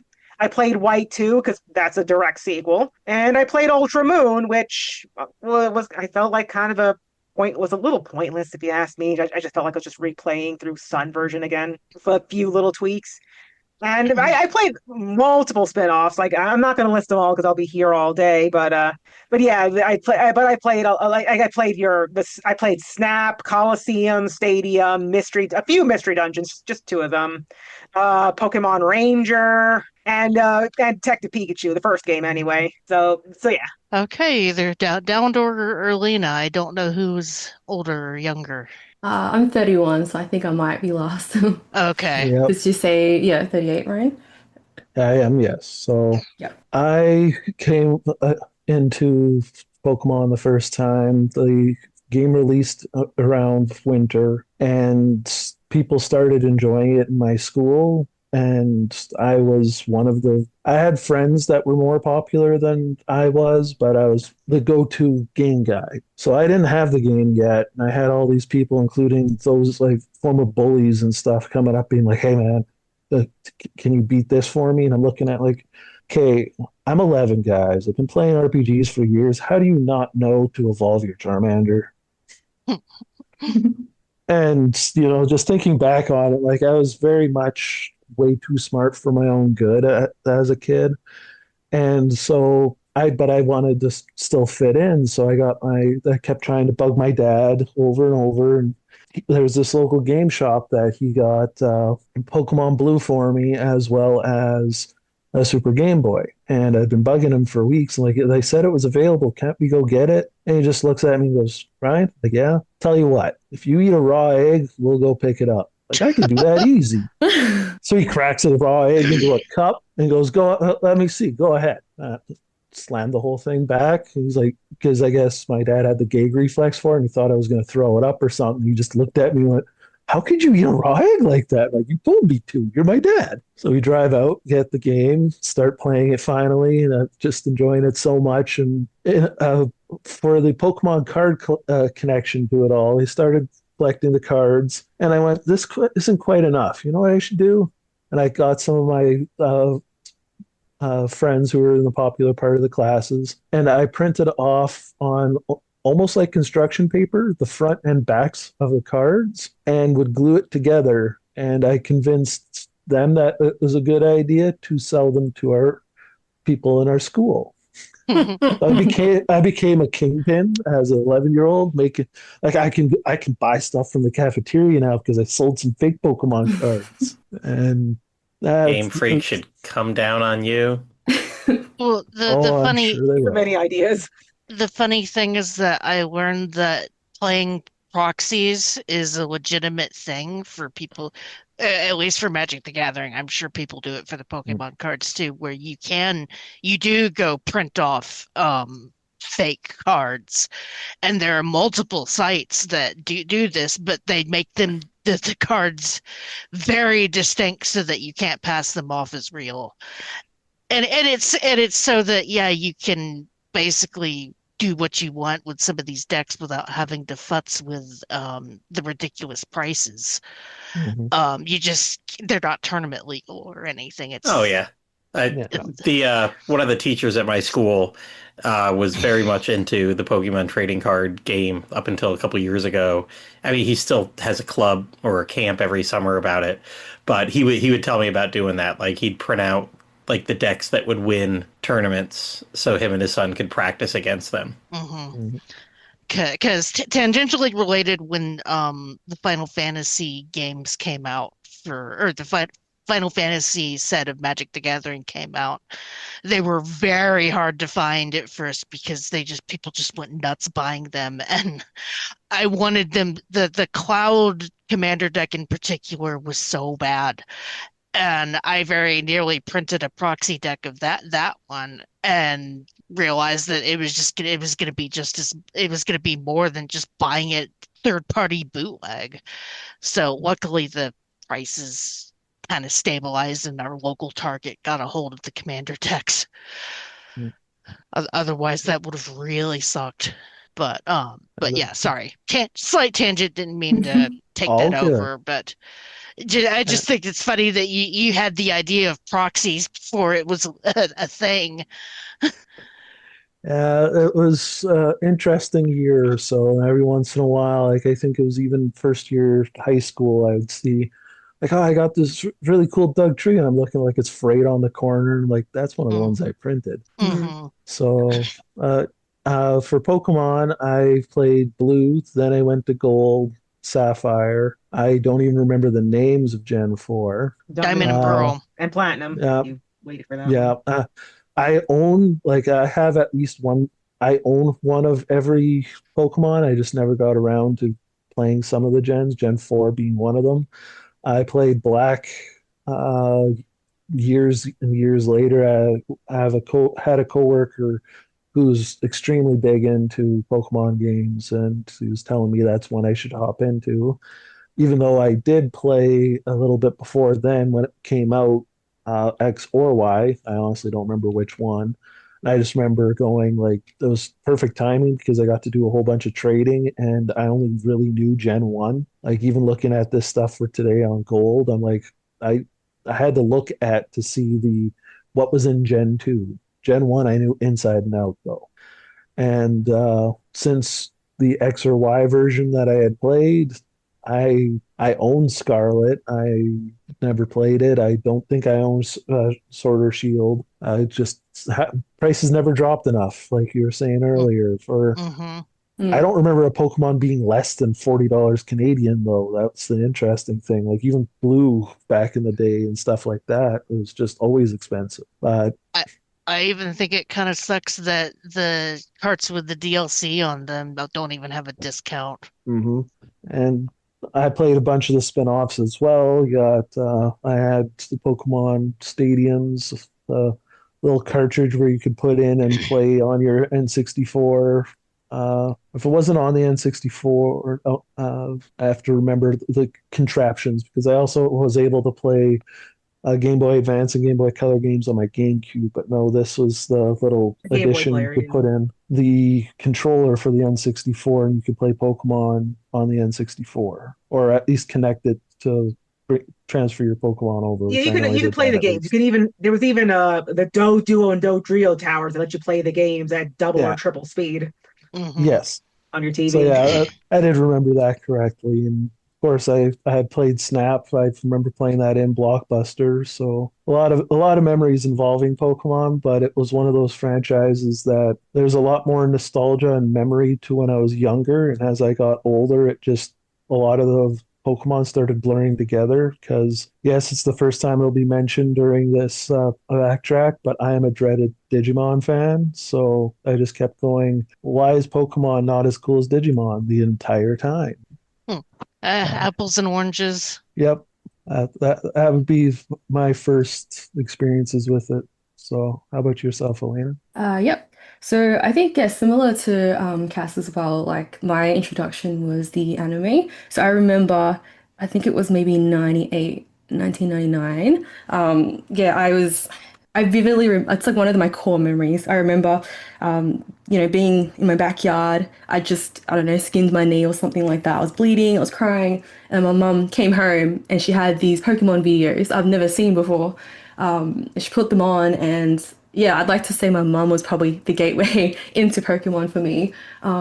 There, for any Aussies that know the show in the morning, there's a kids show called Cheese TV. So that was on right before school, and I remember like right before that at like 5 a.m. there was like aerobics or something, and then right after that was Pokemon. So I'd watch some of that, and my mum would tape it as well. And I don't know if anyone remembers some of the earlier like season one episodes, but I remember being just terrified of like the Sabrina episodes. They scared me. She was yeah, she was just really scary as a kid to me. And I do then remember thinking like she's nowhere near this scary in the game.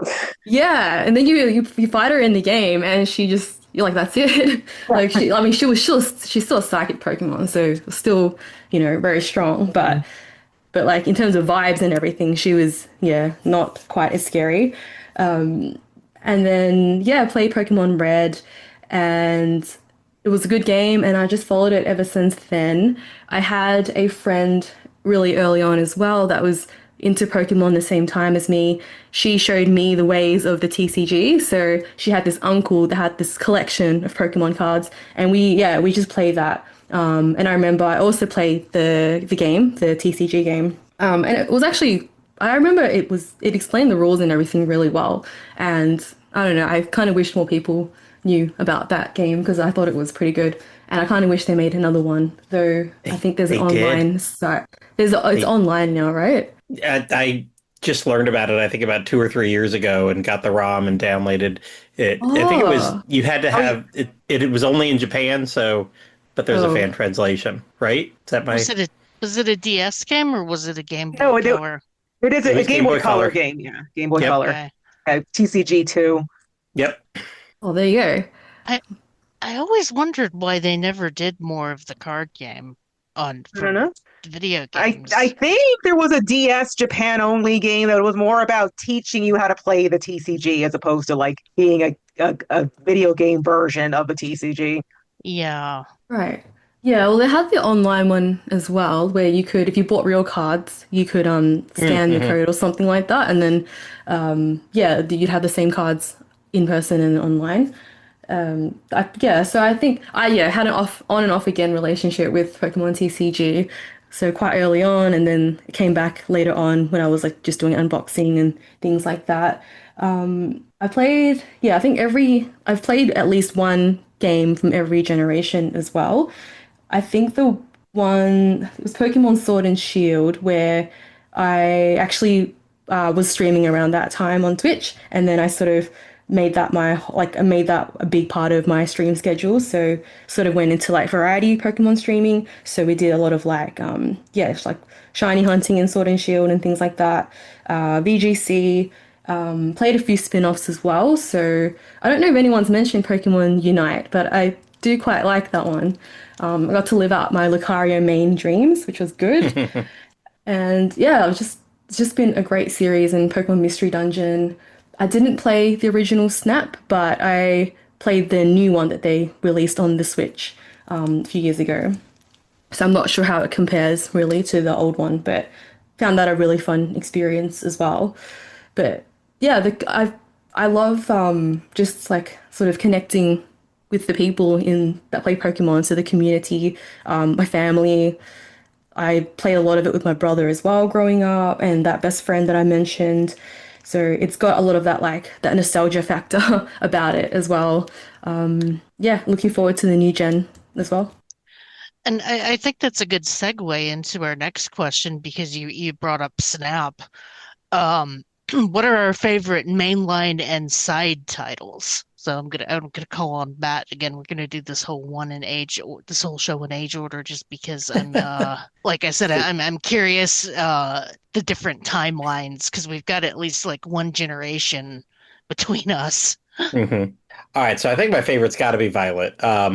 That I've loved how it's got more modern all the way through. I feel, like I said, I played my first ones, GBA in 2006, so I don't have those like really core, like early memories of them.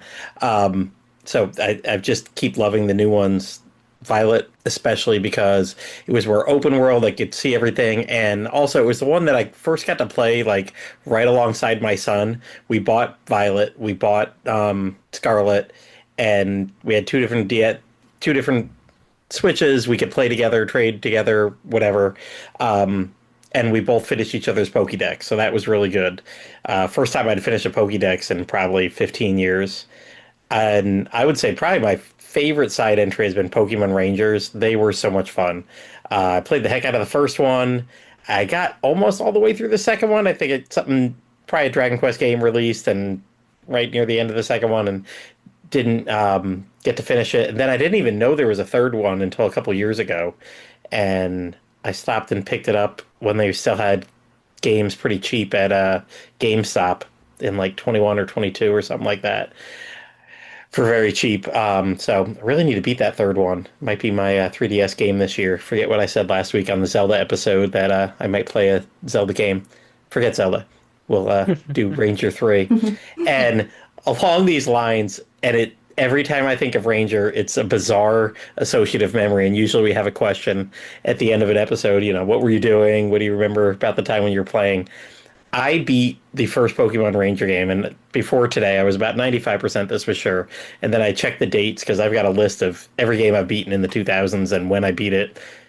Most definitely beat this game the night that it was reported that Saddam Hussein had been assassinated and hung in his country. Like, I literally remember being in my den in 2006 and the Christmas of 2006 time, hanging out in my den that night, playing and just having the TV on in the background and then like breaking in and like breaking news.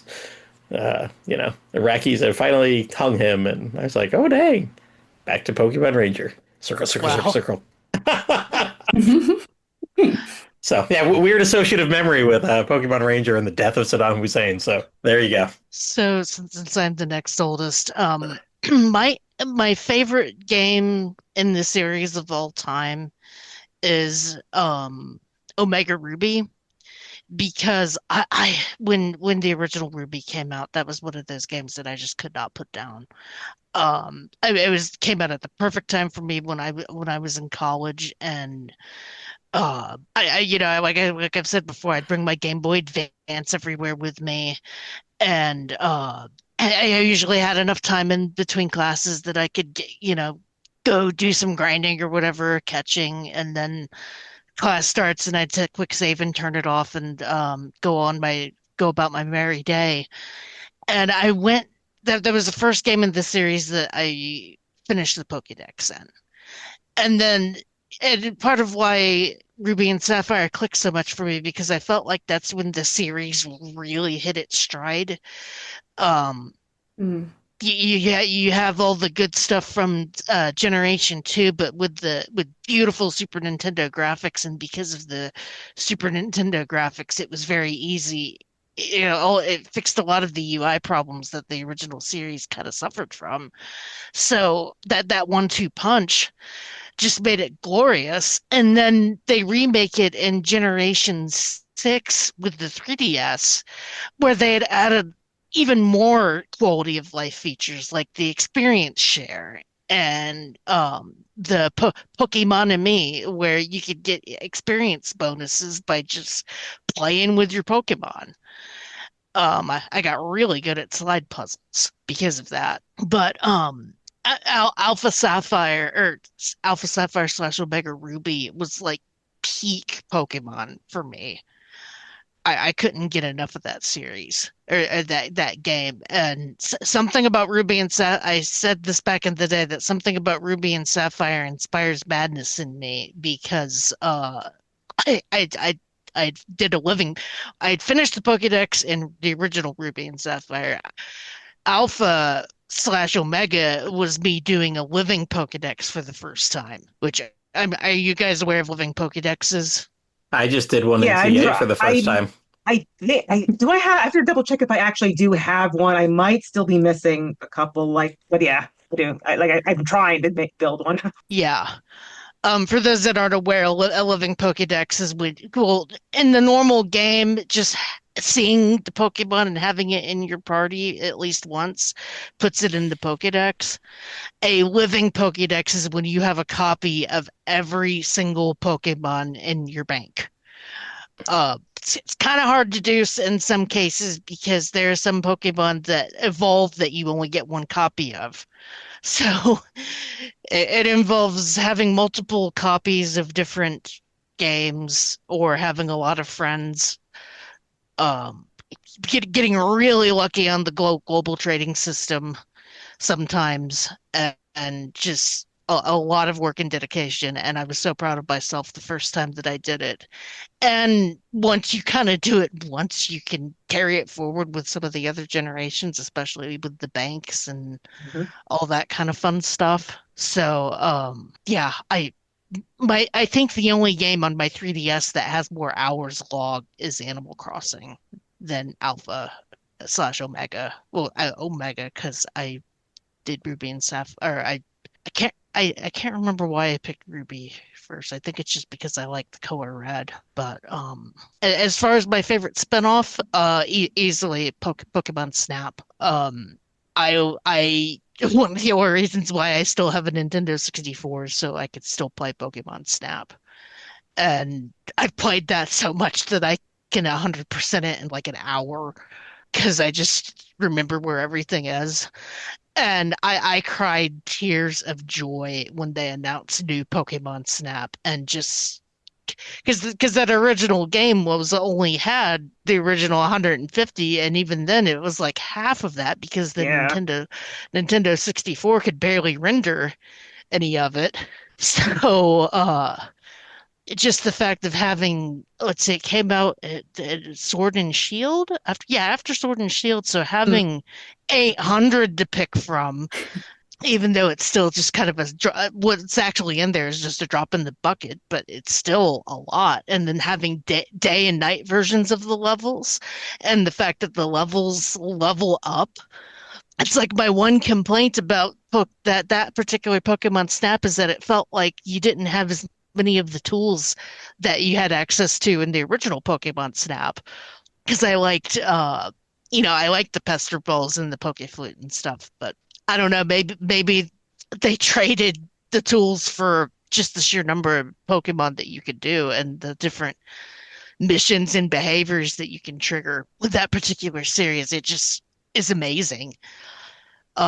I booted it up again, waiting for Pokemon Z and A to come out, and it's still one of those games that it's like I could just play this 100% it all over again.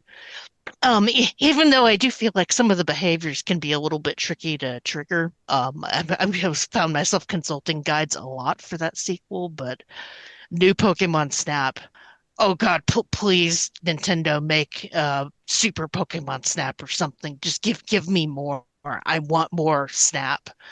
And for the longest time they said that they wouldn't do a sequel because, well, we have smartphones now, so taking photos isn't that big of a deal.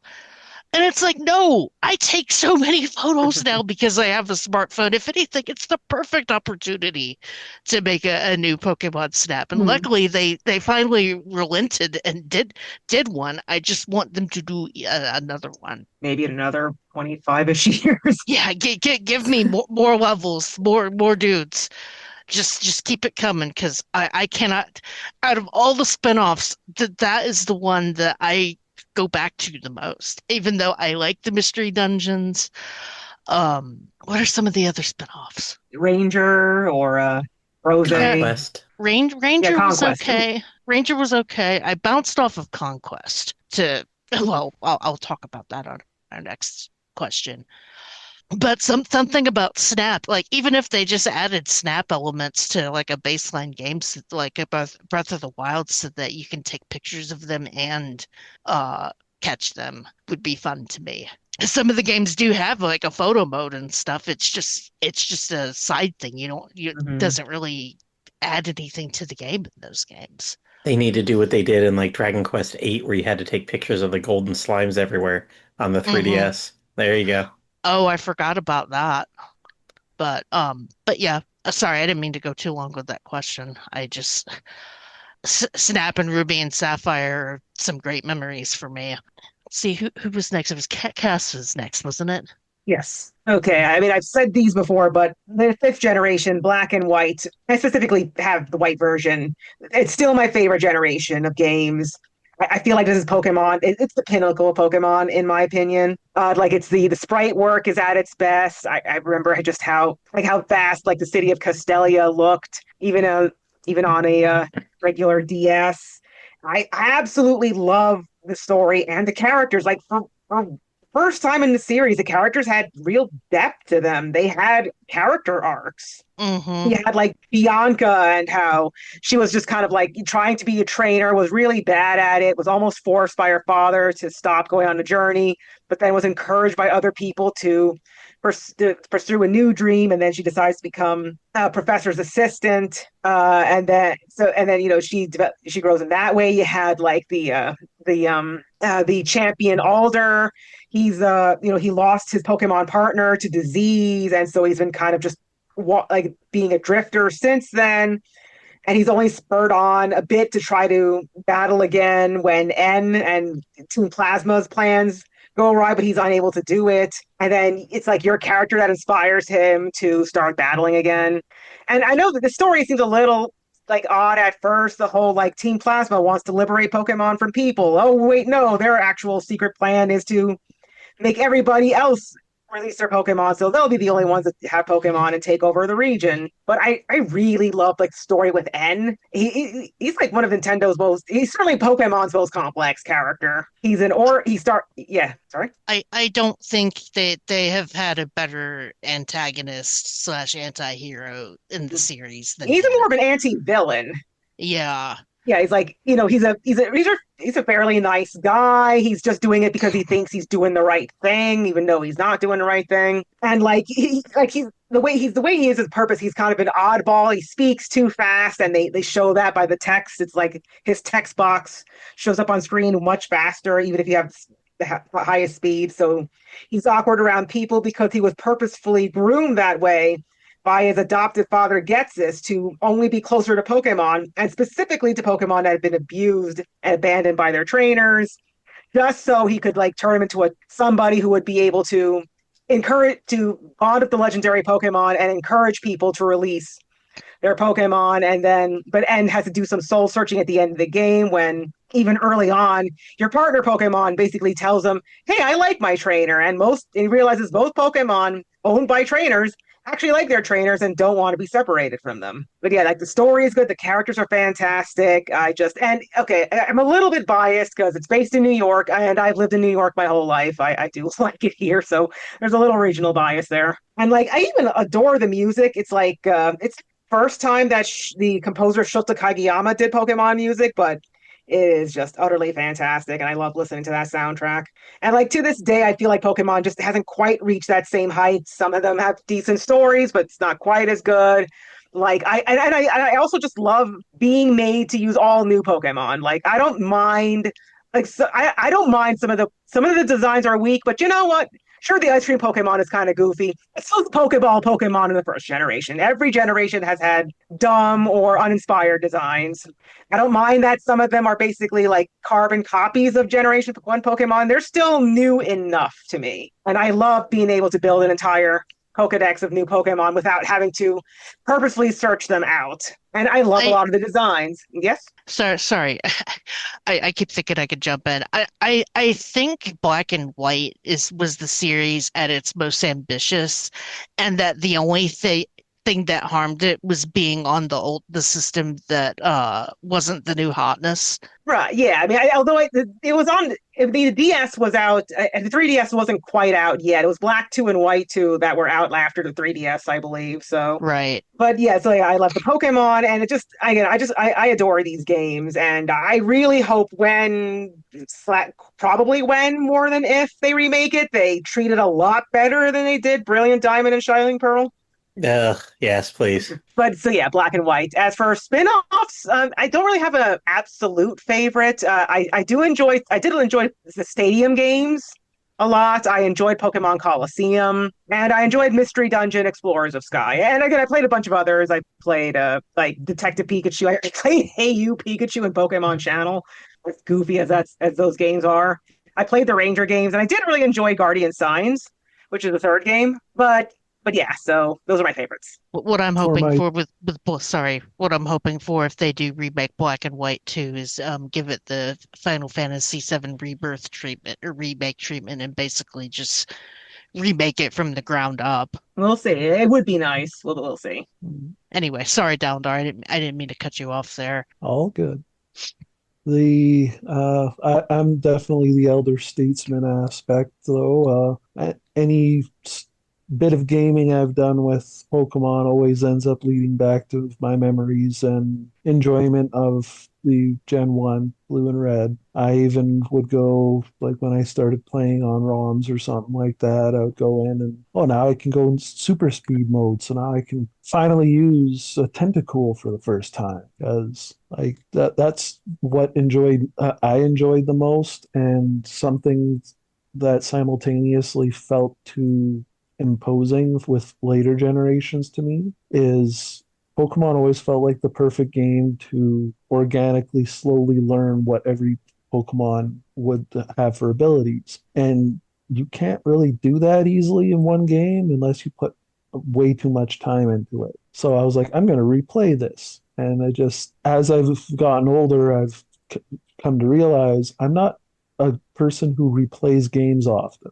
So I still enjoy if I were to play through a Pokemon, but there isn't too much that grabs me quite the same way as if I went, oh, I got to try everything out. Because similar uh, aspects will come up with, like, I've always kind of thought of the Suikoden franchise as a collecting all people rather than all Pokemon. And I end up playing and enjoying that more because there's a focused story. Pokemon never really felt focused, and if it was focused, it was always to what felt to me younger than my sensibilities, and not necessarily in this is just meant to be cute, it's or fun, or it was mostly a story that was like a gateway to other more interesting stories down the road. But one aspect of both the main games and I would count almost as a spin-off now from how popular they got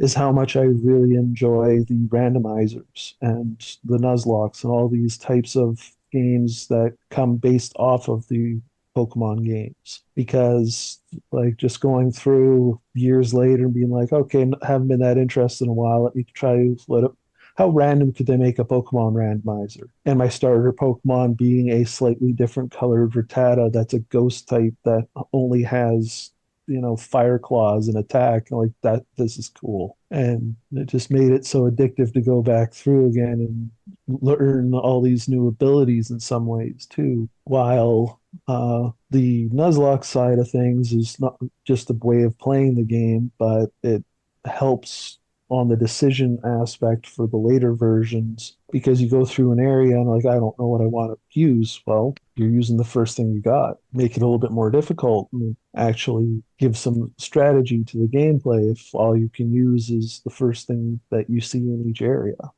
Beyond those two aspects, just because it hadn't really been mentioned yet, I'll also throw out how much I wanted to play, and it's just worth a lot of money. Pokemon XD on the GameCube. It was just like this holy grail of a game to buy, and by the time I got it, I wasn't even playing GameCube anymore. So never really got around to it, but that was always a game that I always meant to get back to. I thought that those two GameCube games were awesome, and I'm sad that they've never went back to that formula of purifying people's Pokemon. Mm. Unless you count Pokemon Go. Yeah. Elena? Yeah, my favorite would have to be Pokemon Emerald. I did play Sapphire, Emerald. I didn't play Ruby, but that generation it was those two games. But I don't know, I just had so much fun playing them. I just remember, just having the time of my life. Like I was, winning them Pokemon contests. I was building my secret base, and just adding all the plush. The Battle Frontier was also really fun as well. Yeah, I don't think I had any bad memories of Pokemon Emerald.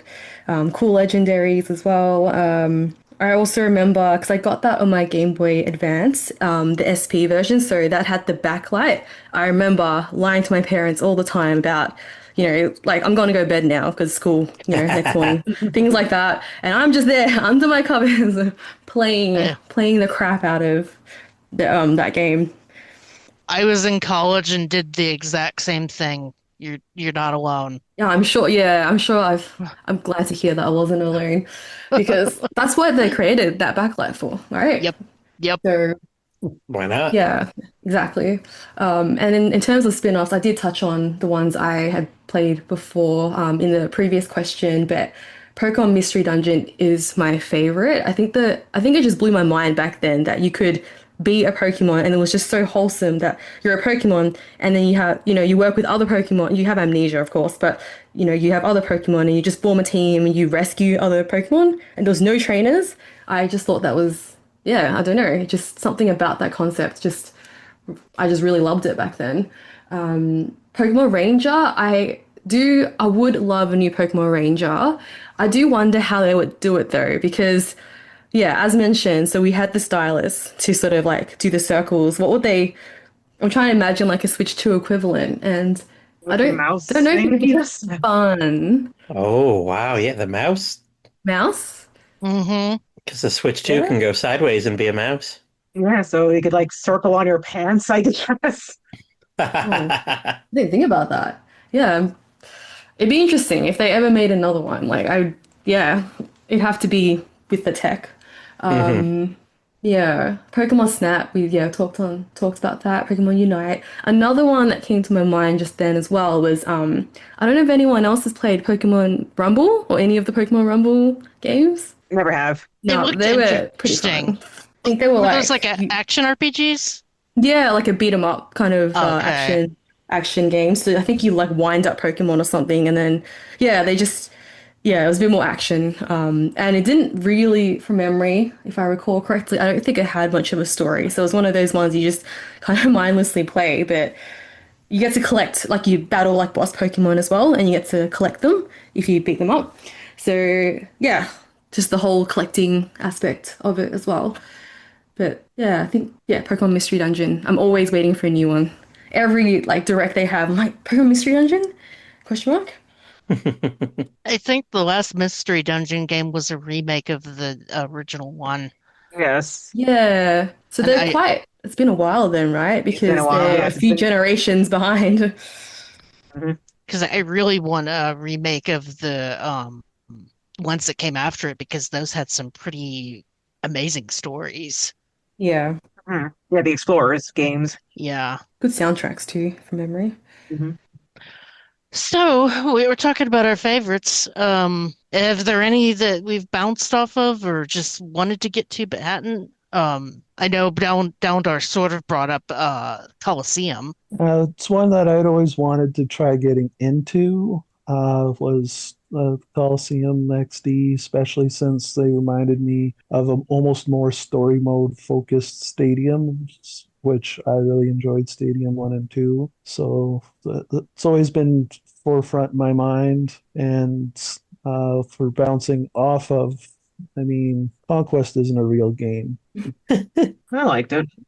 It's just I've no. only heard good things about that. I absolutely no part of that was maybe it comes from expectation, where just the weight of expectation of it's on the DS. I have played like Fire Emblems. I've played like even if for me anyway, Vandal Hearts, like all these tactical RPGs, and then I get into this game, and it's just there's so little that was customizable, and it was just like no. I played it for like 5 hours and just went, I can't. And I stopped right away. Haven't looked back, and I'm pretty sure it would be one of the hardest sells to me of any game in any franchise to be like, hey, you should play Conquest. Give it another. No, I'm good. Um, I'll quick go because I was thinking about it now and I have a pretty easy one. I've bounced off Go because during the pandemic they put in a lot of features that made it a lot easier for people like, well, for just not only disabled people, but for people like me that don't live in a huge metropolitan area. So my Pokestops are few and far between. I don't even live near a park that I can necessarily walk through to spend any stops or catch anything. So when they rolled all of that back, I thought that it was a very bad decision, not just because of, it inconveniencing me, but how much it was going to inconvenience a lot of disabled people. And just a lot of the decisions with Go kind of annoyed me, and I haven't opened it up since. As far as the Pokemon I want to get to, I want to get to the other Ranger games. I thus far I've only played the original Ranger, and that was just to get Manaphy. Mm, Yeah, that was a Manaphy. That yeah, was the that was reason. the only way to get Manaphy for a long while. Yeah. There's also a bunch of the newer Mystery Dungeon games that I just have not got to, and I want to get to them, but I get distracted by shiny objects so easily. So that's my answer. Um, I'll go with Elena since she's had to go last the past couple of times next. Thank you.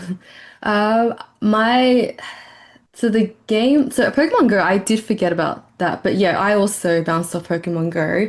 But my reason was more along the lines of I think I ran out of revives, and then it just became too hard to like. I didn't want to put money into the game, so like I was a free to play Pokemon Go player, so I didn't. I ran out of revives, and then I just yeah kind of rage quit after that. And I no longer have it installed either. But now Pikmin Bloom is the new Pokemon Go, I guess, for me. Hmm. But I think just on the note that you made about not having stops near you, I heard from a friend recently that I think there was a way for you to sort of like express, like maybe it was a form or something like that, where you could actually submit certain areas that you wanted as stops in your town. Hmm. But I can imagine that probably would have taken a lot of time and effort and just don't know, would have been worth it. But yeah, I did recently hear about that, which was interesting. Yeah, I had heard Yeah. about that too. It's just, but my issue is just why I live on the outskirts of town, and the only way I get to see stops is when we drive by them. Mm, And they had made it so that you can't, if you're going a certain speed, you can't spin them when you're driving by them because they didn't want people driving while playing. And hmm. it's like, well, that's great, but you're also punishing people that are just passengers that play while their husband is driving. Yeah, like maybe you're not the one driving, right? So And yeah, a lot of Japanese people complain that, I play on the train. yeah. So I have not been happy with a lot of the Pokemon Go decisions that they've had. So it's not just you and it's not just their form, it's just them in general. They've made some pretty dumb decisions, but that's Niantic. Anyway, Yeah, so bounced off that. I didn't, well, I guess if you count the DLC, so I would say Pokemon Violet. I know it's Matt's favorite. I don't think it's my least favorite, but I just didn't play it that much. And I'm trying to think about why, but for one reason or another, like I know I definitely finished the main story, and then after that, I'm not sure what it was. I just because normally I would spend a fair bit of time doing like post content. If I remember correctly, there wasn't breeding in that game, and I think I really liked Pokemon breeding. There was the There is picnic. There was the yeah, picnic breeding, right? yeah, you have to bring Yeah. compatible Pokemon in your party, sit in the picnic, and then they just would Yeah. show up in the basket bafflingly. Yeah, I think I didn't love that because I was a Masuda breeder, so like the with the shiny hunting, the Masuda method. So I think that didn't quite sit that well with me. So I didn't end up playing the DLC, which I did hear was pretty fun. So it's That's good, a bit yeah. of a shame. Yeah, so I unfortunately, yeah, bounced off that one. I think similar to Ryan, I actually have not played Gale of Darkness. I'd never had a GameCube. I had most of the Nintendo consoles, but not a GameCube. So my only exposure to that game was going to that friend's house, and she would show me her file, and the whole purifying Pokemon thing was really, really cool. And I think, yeah, if they put it on the Switch too, if they put it on the Nintendo Switch Online service. I think I might have heard rumors that they might or something like that. I guess we'll find out soon. But if they put it on there, there's probably a chance I'll pick it up at some point. it was in their sizzle reel, and Oh, okay. I'm hoping that if they do that, they're gonna add some Pokemon Bank functionality so that you can get some of the rarer guys from that game. Because I think that at the time Mm. that was the only way you could get Oho and Lugia. Well, Lugia, because it's on the box. Lugia. There were Yeah, some other Pokemon that were, I think, only catchable that way. yeah. Oho Right. was Ho-Ho. I can never say its name right. The Phoenix bird. It was Coliseum because you Yes. had to do the 100 battle challenge. Yeah, and I think beat the main story too, and then you could get Yeah. Ho-Oh. Because I remember my level 80 Zangoose just carried that team in the last 10 fights because it was so fast. But anyway, do you want to go next, Cass? Oh, sure. So I haven't bounced off any of the games I played. I played them all to completion, mainline and spin-offs. Like there are a few games that I haven't gotten to that I want to. One of them, the big one, is a new Pokemon Snap. That one Mm. does look like fun, and I did enjoy my time with the original Snap. I just haven't gotten around to it. I keep being distracted by other games. And I can't remember exactly why I never got Gale of Darkness. Like I played Coliseum, I loved Coliseum. But I think by the time Gale of Darkness came out, there was like, oh, there's Tales of Symphonia, and then there's Fire Emblem Path of Radiance, and then there's Mm. Bot and Kaitos, and I just got distracted by these other games and never even bought Gale of Darkness. So if I could maybe get around to getting that someday, I would like to. I hope for Pokemon or for Nintendo Online to deliver. Yeah, I could sign up for like a month or two and then play through that. Yeah, Um, exactly. it's only, I mean, it's kind of expensive, but it's only $50 a year for access to the GameCube games. So Okay, so yeah, I could do that. Just a one. It's kind of like buying the game outright. yeah, just 1 year sub, play through it, get your fill of it, and don't re-up unless there's other stuff you're interested in. Mm-hmm. Like a streaming service at that point, right? You're not really Yeah, like you're Yeah, just paying subs for a little bit and then playing or watching and then yeah. and then because yeah, because then don't renew. Nintendo Online's like the cheapest one. Like for the basic service, it's $20 a year. Yeah, it is. Yeah, I have the basic service. I just don't have the more expensive one that gives you access to like N64 games and Hmm. other games. And Matt, All right, so you know what killed it for me? I wrote here I bounced off the Pokemon Mystery Dungeon games. I played the first and the second. It was frickin' Etrian Odyssey Mystery Dungeon that killed that entire genre for me. I oh couldn't yeah, Oh, stand that game. And I never went back to another one. I do remember like lying awake one Sunday morning in bed and like, I really should play another Mystery Dungeon. Pulled up the 3DS store and actually bought, I think the last one they did on the 3DS, I bought it on the 3DS store. I never bought anything on that 3DS store. I was always physical copies or whatever. And just one morning I was like, I think I want to buy this. I got like 2 or 3 hours into it, never touched it again. Never went back to it. So maybe one day I'll do a Pokemon Mystery Dungeon. I see our local library has the one for the Switch. I'm like, I should just rent that and like play it for a week, just see if I can get back into it on a newer system. But the one thing I've never tried, never played the old one, and I bought the new one for my family because it's my wife's like favorite game going back to childhood times was Pokemon Snap. And my wife and the kids put like 100 hours into the new Pokemon Snap, and we're watching YouTube videos and all this stuff on how to get all the different things. And I've never loaded it up myself, so it's there sitting on the shelf, and I should get to it at some point. you'll enjoy it. It's fun. I was gonna say you all have like got me pumped up for it. I'm like, yeah, screw. What was I gonna play? I was gonna try the Ranger 3. Forget that. I got okay. Snap on the Switch. It's like first forget a link to Between Worlds, and then forget Yep. Rangers. Yep. As we keep going, like, what are we talking about in 2 weeks? I'll probably forget these too. No, Howden Chronicles. Forget that. I'll stick with You got Pokemon. you got to play a lot of that. I already played it. I beat it. I'm done. Never again. Replay it. No. Next question. I don't- Next question. I was just gonna add, I don't think Pokemon Snap is the new one is a super long game, so maybe you could do No, all it's of them. not. Yeah. Its length is more trying to complete everything. Not Mhm. if you're just mainlining it, that's a pretty short game. Yeah, and I'll be honest, I've done it in ZNA and with my son on Violet getting the Pokédex, but go back before that, it's been like 16 years since I completed a Pokédex. So I'm not a catch 'em all kind of thing. But if it gets to it, my body's ready.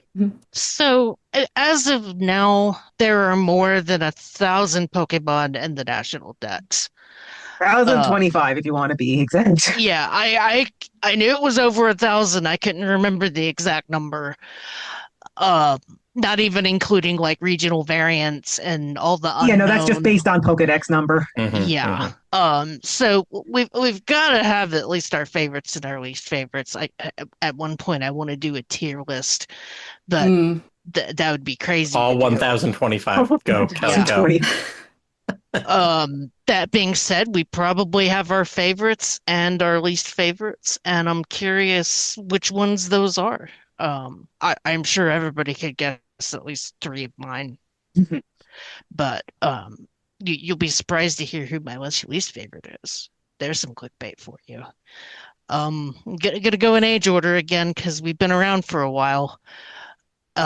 Matt, Number one, Alakazam has been like since the very beginning, and it was very depressing that for many, many decades he wasn't in the or he was, but the evolution line wasn't in the card game. So, boo. But they fixed that recently after coming to an agreement with that was it the Yuri magician? Geller. Yeah, Yeah, Yuri Geller. Geller. Yep. So that aside, I've always loved Alakazam. I think at the very beginning it was a challenge for me because heck, until I played Violet with my son, really, I never had anybody around me. Kelly, as you were saying, you didn't have people around you that you could just easily trade with, and so getting him was always like a big deal.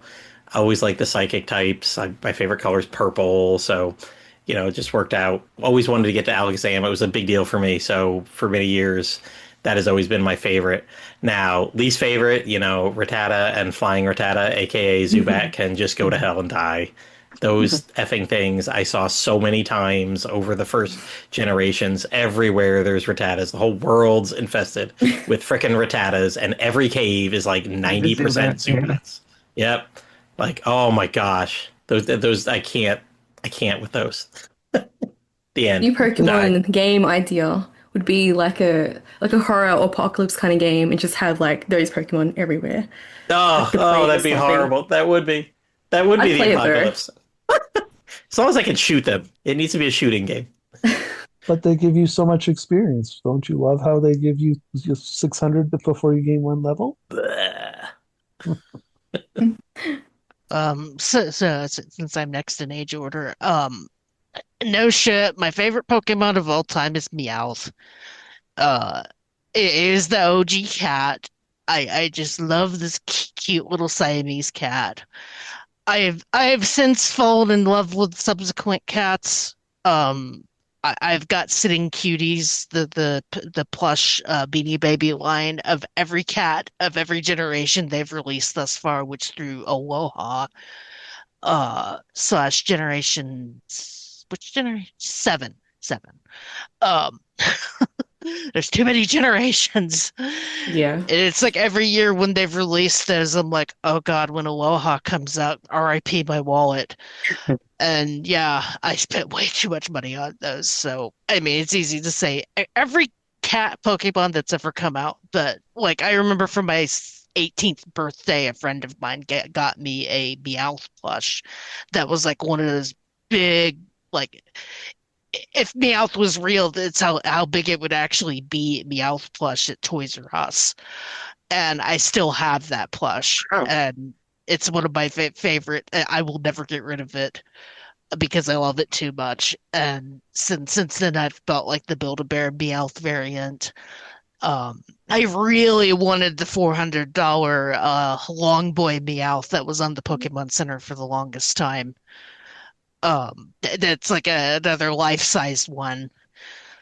But my husband said no to that one because where are you going to put it? It's like, yeah, he's probably right. So I just have the small version of it. But uh, there's going to be cat Pokemon that come and go, but Meowth's probably always going to be my favorite. But I do love Litten and Glammeow and Sprigatito.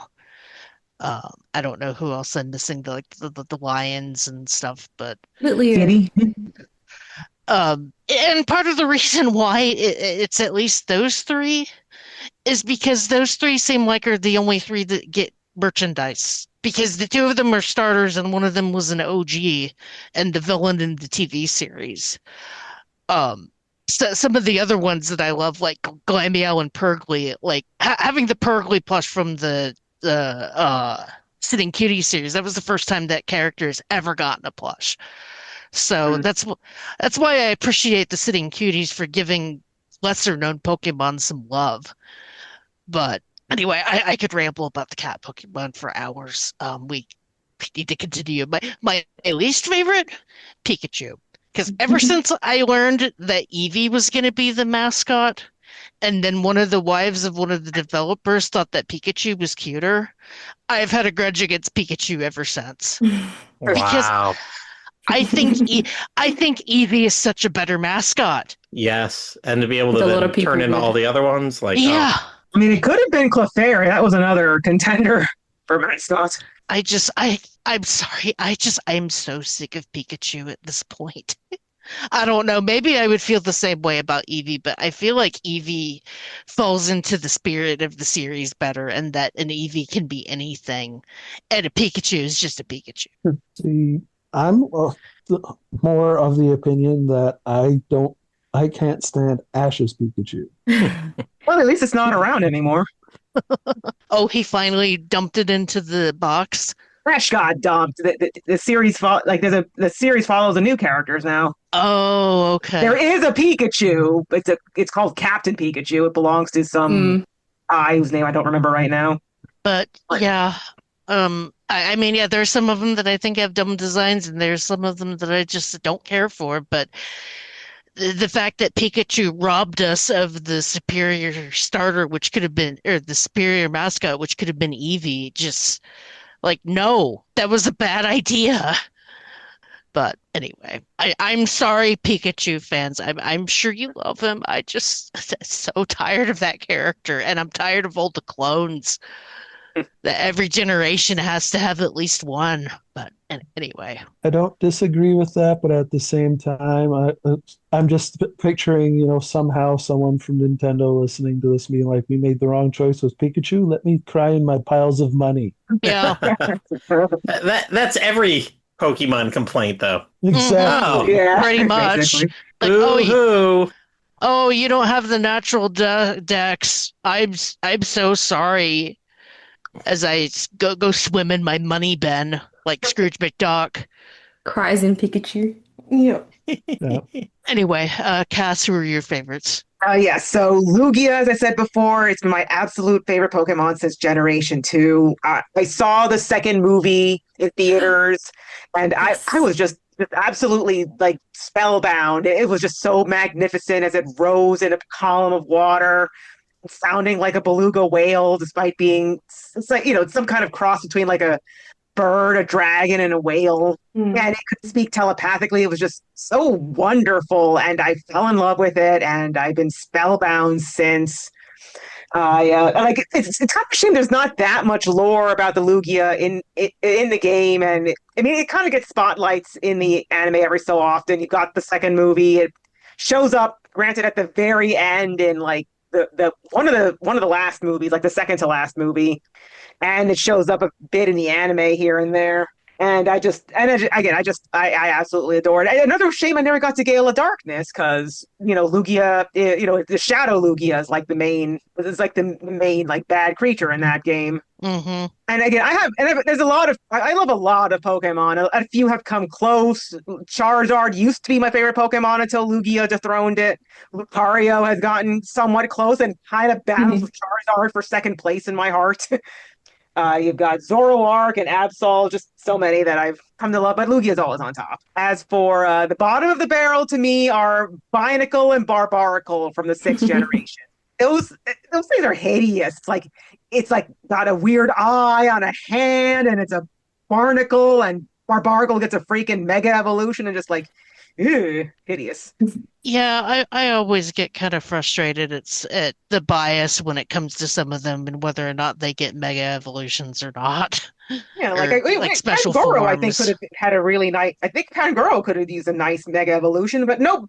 freaking Barbaracle gets it. I reckon Dunsparce needs a Mega Evolution. My He needs something. my poor baby Zangoose has been denied Mega Evolutions for 10 years now. Or even a regular evolution. Yeah, Yeah, I feel like Zangoose should get something too. because Yeah. I know you're a Zangoose stan, Cassie, because you had the pet that was named Zangoose. Yes. Yes. That was my old ferret, Zangy.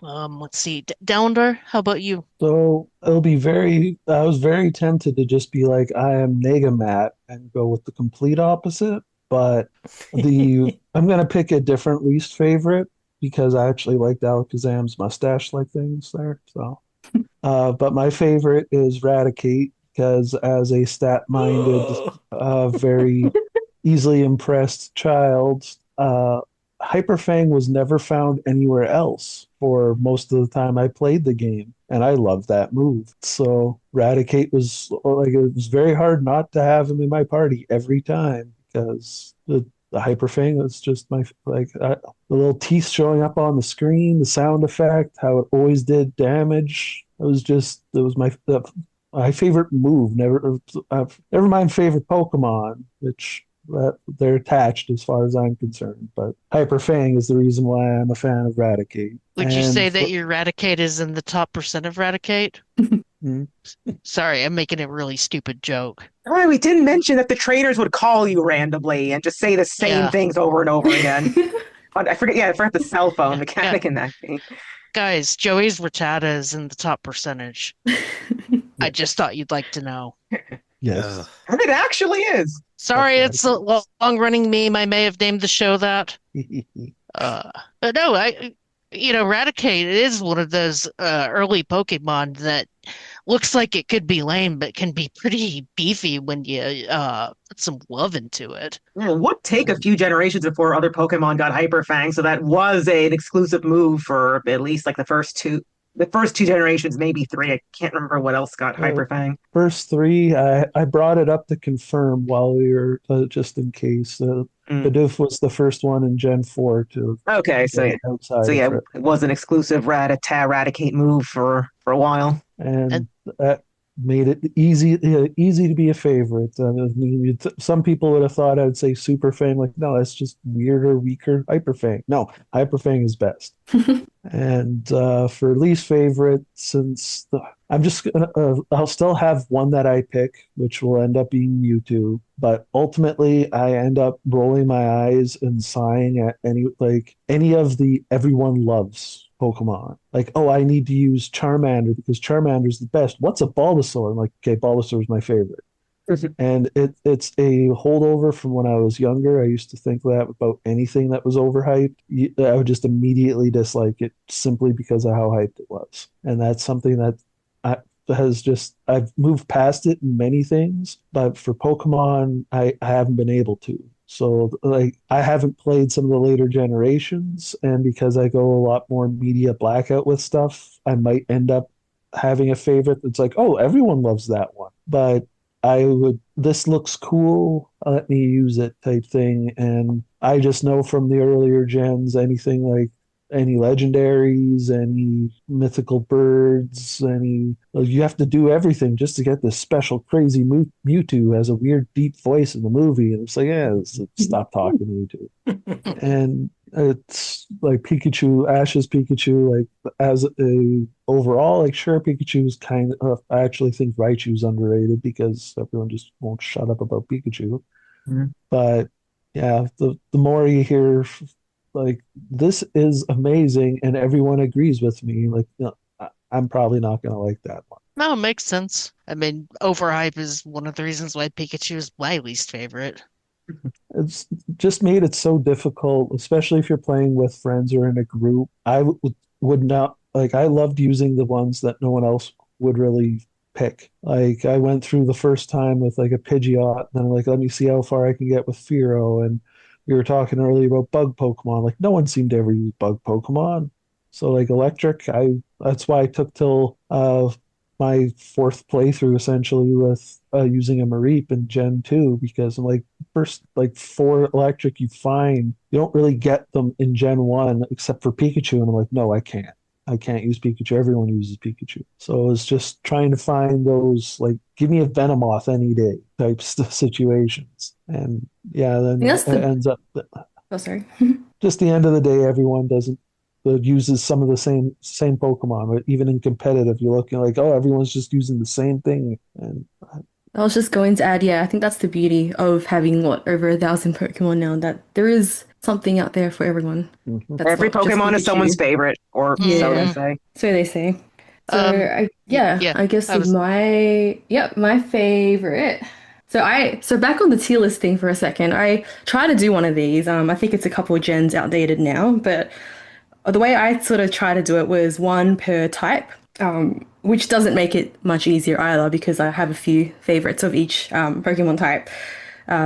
But I would say my favorite is melodic.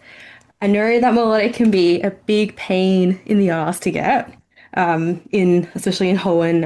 I don't know if you're familiar with how to get melodic. Oh yes, I am. I spent so much time on that. It was worth it because Oh, I love Milotic, but yeah, trying to oh, find the Feebas in like six random tiles, and it had like Yeah, a small percentage to show up in, and they changed every time like the saying, and I think "do for a town" changed. And when you did catch one, you had to get its beauty beauty. stat high enough, Yep. and then it would evolve. so it would have to have a specific nature that could take specific. Don't think it had to. Made it easier, but it Yeah, didn't need to. It just needed to have, but you had to give it like the right berries, and the The berries had to like berries. had the yeah. right feel, and like you couldn't just give them any any dry Poke blocks to make the berries. They had to be like really good, hard to get berries in order to get it stat high enough, or otherwise it might not be high enough to evolve. Yeah, your best bet when you found the tile was to basically fish until you got a female and then just breed them. Hmm. And then they changed it, so I think now it just evolves with a shiny scale or But something. yeah, the Yeah, prism like a scale, yeah, prism Prism scale. later on. Made it a little yeah. bit, yeah, made it easier. But I don't know, I just think that Pokemon's so worth it. It's just stunning. The shiny is just so pretty. I don't know if anyone's seen it, but I think there's like slightly different like hair mane lengths as well for the male and female differences as well. Yeah, I don't know. I'm just in love with Melodic. Such a pretty Pokemon. I would say a close second is Lucario though, but I know everyone else loves Lucario as well, and with good reason. The bottom of the barrel is I had to really think hard about this, but I would hand over Amoonguss to Team Rocket.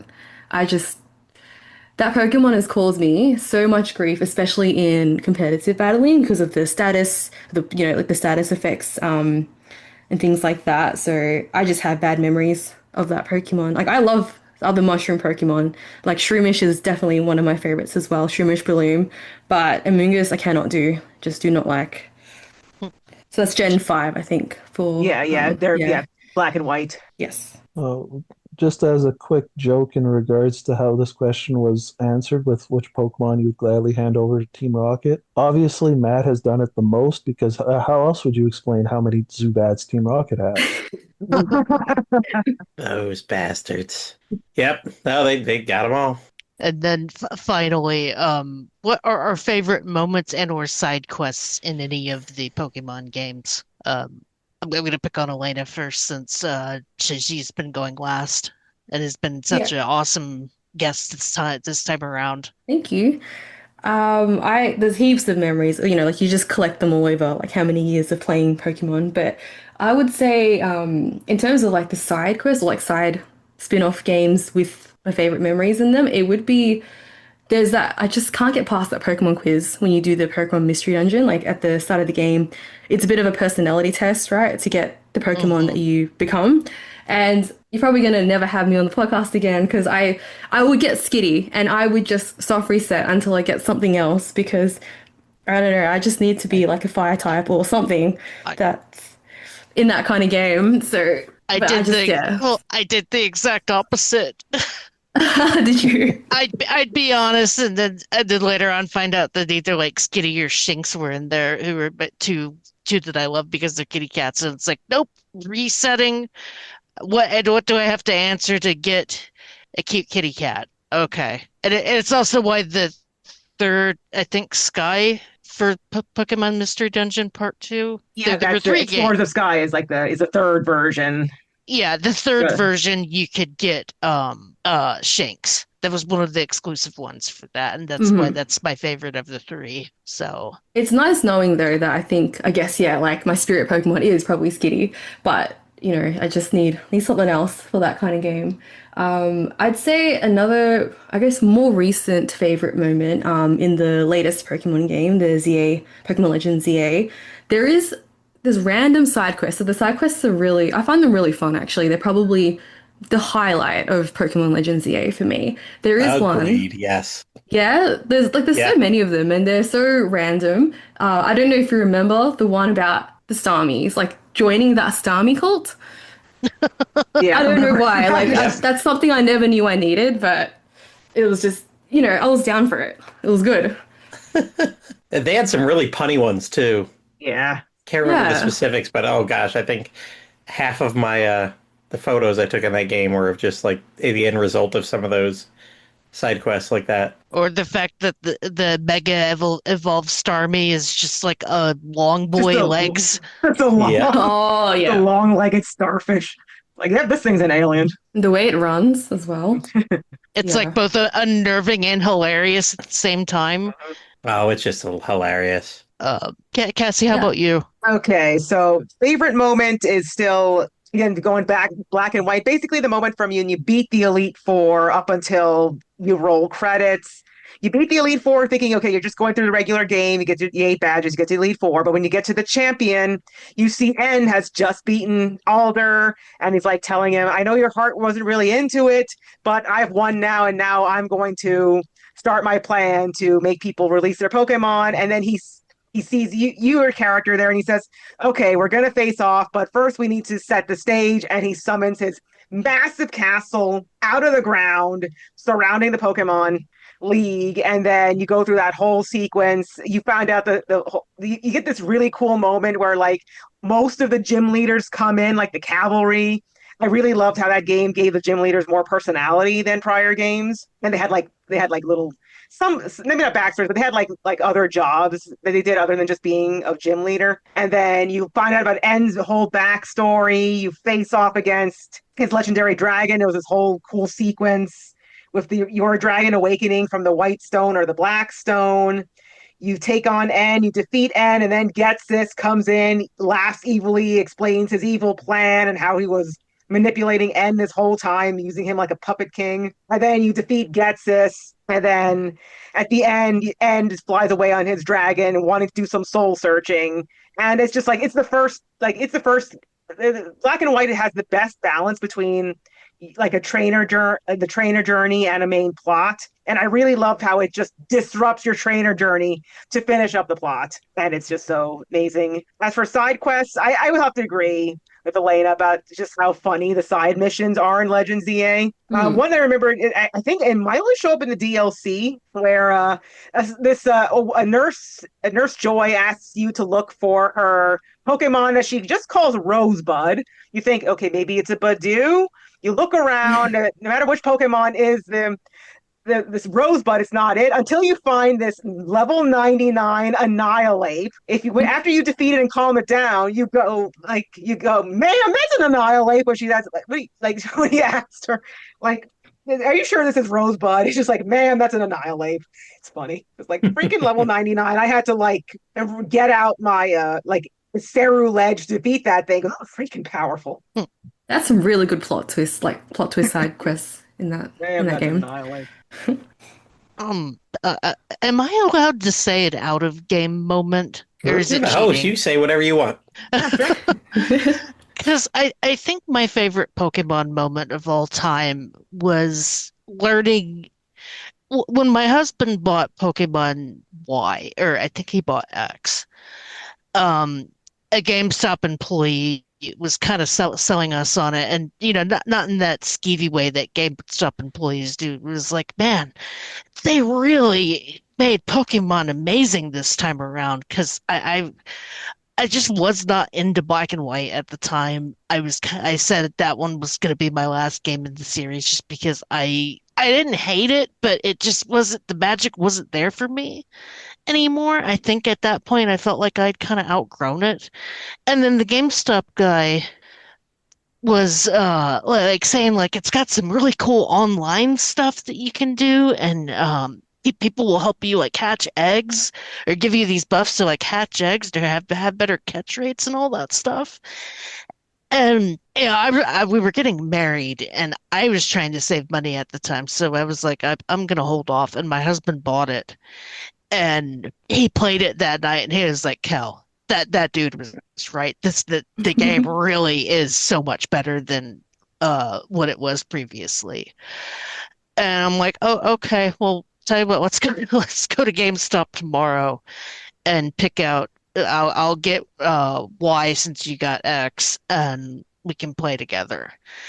And me and him kind of sat in the living room, and we had movies on in the background. Like we put on Shrek and Monty Python and the Holy Grail, and we just sat there all Saturday playing Pokemon together and watching movies and trading stuff with each other. And it was the most wonderful time I think I've ever had with my husband. I mean, we've had lots of great moments, like, getting married and adopting our various animals and stuff. But I love kind of quiet moments too. I remember a lot of these very distinctly, and we had kind of done it a little bit with Pokemon Diamond and Pearl because that was the first one that came out while we were dating. But something about X and Y that day was just so magical and special, and I'll never forget that. And yeah, I know X and Y's story really isn't that great, but that game kind of resonated with me quite a bit because of those memories. I mean, that's all I played on my honeymoon was Pokemon X. Or no, I'm sorry, it was Pokemon Y. Just the memories I have associated with that game. Uh, I was hard pressed to think of a side quest in game that really stuck with me because I have so many out of game moments that stuck with me. And yeah, that's what I wanted to say. Dalendar? Well, for my favorite moment altogether, like just lasting memory in that is 30 years later, I still remember Pidgeot, Venusaur, Raticate, Graveler, Magmar, and Hitmonlee were what I beat the Elite Four. I can't remember in some games what I played. I would have to think hard to remember characters from games I reviewed this month, but I remember those six. And that just for how long it stuck with me, I can't think negatively of a franchise that has. I created backstories for some of these characters, which leads into it's not a quest line on my end either, but especially as I got older, my favorite aspects are the Pokedex entries and just how really warped in sad, happy, and weird ways they can be. The first one that pops into my head is the story of Cubone. Mm. And I'm just like, what? This is a kid's game. What's going on? And then thinking about, because the original version didn't just like no one's ever seen its real face. And then it mentions how Cubone wears the skull of its deceased mother, and you first start seeing Cubones in the graveyard or hour there. And it's just like, how many of them are searching for what the heck? And then just the way that my mind can spring stories based just off of these one or two sentences of I really didn't expect them to go there is interesting all on its own for me. Did you hear about the I think it was Clefairy and Gengar? There was some, or maybe that's more of a theory, not Yeah, confirmed. there's a theory that Gengar is Clefable's shadow because Gengar kind of looks like a In shape. silhouette of Clefable, the pointed ears and the basic body shape. And that's one thing I kind of miss about not about, well, I say I miss it like I didn't get to experience it. I'll bet the playground rumors for Pokemon were amazing. Oh, they Because were. They were. because I was, like I said, I was in high school when the games came out, so I mean, we had our little lunch group and stuff, but kids make up so much crap. Oh, but I Yeah. believe me. I remember somebody told me there was like a famous April Fool's Day joke in like I forget which magazine it was specifically, but the one about evolving Dragonite into Yoshi. And Yeah, I is didn't read, yeah, I didn't read EGM. this magazine. No, it was a different one, but yeah. Oh, it was? I thought EGM was notorious for the. They are, but this was a different magazine completely. And this kid told it to me, and I didn't read enough video game magazines, or I didn't read that one. So I totally believed him. I did the trick, and nothing happened. And I think there were like local legends too, because I can't find this anywhere on the internet. But like, Ho-Oh showed up, as you might remember, in the first episode of the anime, well before Hmm. the Gold and Silver came out. And so there was a rumor in my school that this bird was called Lucky, and you could catch it by going to the Viridian Forest after getting all 150 or maybe all 151, I forget exactly, Pokemon. And if you just wander around the forest, eventually Lucky will come out and you can catch it. And I never saw this anywhere in the internet. And there are a few places that refer to Ho-Oh as Goldbird instead. So it must have been like a local legend in my school. Did you believe the look under the truck rumor? Nah, enough people had tried it, saying it didn't work, and some people still trying to say it worked. So I didn't believe that part, but I totally bought the Yoshi one. I think one of Game Freak's best trolls was in one of the remakes, like actually putting something under the truck. It was a lava cookie, like Yeah, for keeping the myth alive, you get a cookie. yeah. Matt, did you have one? I did. So actually, I just, there's a lot of the stuff you guys brought up was good, but I just remember all my times with the GTS. Like, I would spend hours reloading and trying to get stuff because, again, I didn't have anybody to trade. So if I was going to get my Alakazam every time, I needed to go there and then just getting random stuff in the GTS. And what was the game that there were some ones that had some like global stuff to do? Was it Sun and Moon that had more of an online? Either Sun and Moon X and Y had more of an online. That might have been it, yeah. But it was I just loved all the GTS stuff. I never had anybody to play with, so it was that's the little bit I got for the having something to do with somebody else for the longest time. I agree. I enjoyed that stuff so much. I didn't wasn't able to trade either. And I have a hard time remembering almost every Pokemon I used in X and Y, mostly because they were all traded for. And since I didn't know some of the stuff from earlier generations, I was like, I remember telling one of my friends, like, oh, my favorite must be from this generation. It's Sharpedo. Like, oh, that's Gen 3. Like, really? Like, I've been playing with this thing from before? And then it happens, like a lot of people think Skarmory is a Gen 3 Pokemon when it's a Gen 2 Pokemon, just because they were kind of rare in Gold and Silver, but showed up relatively more often in Mm. Ruby Sapphire. Well, there were so many Gen 5 Pokemon in X and Y that I didn't recognize that I thought they originated from X and Y. Like, I think, isn't Barbacle one of them, or? No, Binacle and Barbaracle are Gen 6 Pokemon. Okay, go work. Yes, I know Golurk is a Gen one. 5 Pokemon. Yeah. I think Siliglyph is another one. Yes, Yeah, Sigilyph. such a fantastically bizarre thing. Like I can't hate it. It's just so weird. Yeah, that sort of happened. As we get, I'm surprised I remember so many of them as I get older. Most people that bounced off or that bounced like barely even remember Gen 2. I feel like. They do Was there start blurring together after a while. I mean, I think I'd be hard pressed to like name them all, but I can certainly Mm. recognize them and know which generation they're from. There are some names that do escape me because 1025 is an awful lot of anything to keep track of. Hmm. Although I think there was some study that shows that there's like a specific part of the brain that keeps track of Pokemon. How large mine is, Is it called our Pokecortex? maybe. Well, I do believe that is a show. Uh, I love Pokemon. I look forward to what they're gonna come out with in the future. I try to block out the haters. I don't know how hard it is going to be to block out the haters as I get older, but I know that making games is hard, and even though Game Freak is a pretty lucrative company, that they only have so much time to do certain things. So when the dissenters come out and start whining about, well, no national decks. Oh, well, the game looks like crap. It's like, guys, come on. Yeah. But hey, at least they seem to be taking their time with Gen 10. I hope so. Oh, If I if think, not, I will happily welcome more Legends games as they come mm, about. Oh yes, oh yes. 2 for 2 and That's goodness there. Hmm? yeah, that's been a nice little side series that I think is a nice half step between major generation games. And as much as people complained about ZA, it's like, did we play the same game? I had a good time.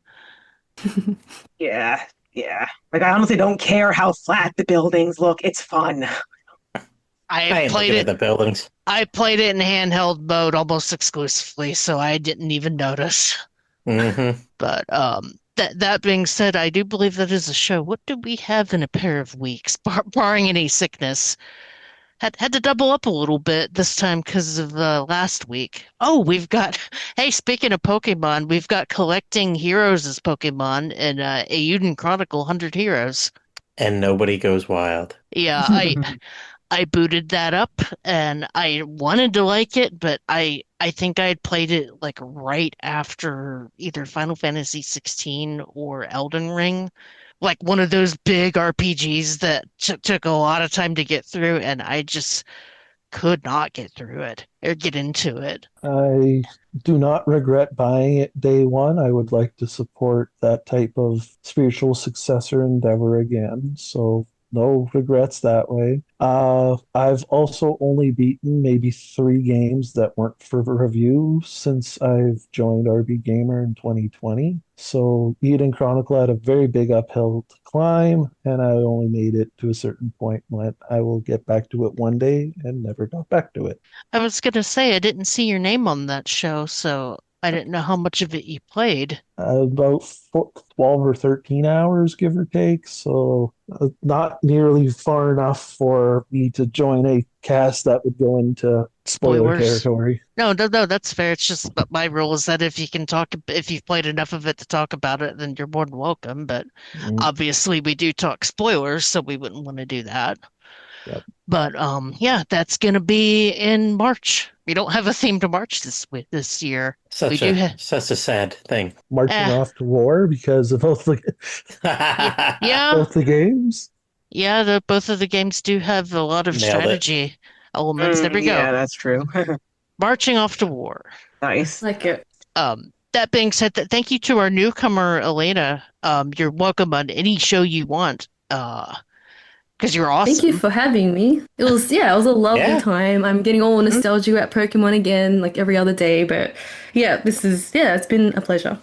No Thank you problem. for having me. No problem. And of course, thank you to our regulars, Cass and Ryan. Happy to talk Pokemon with you guys. I'm always happy to talk Pokemon. Same And, here.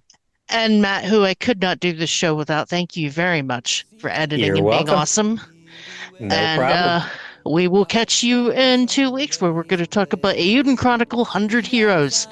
Thank you, RPG Backtrack listener. Have a great rest of your week, and we shall catch you later.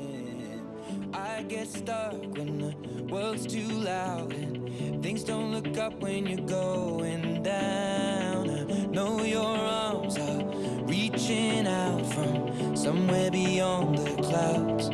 You make me feel like my troubled heart is a million miles away. You make me feel like I'm drunk on stars and we're dancing out into space, celestials.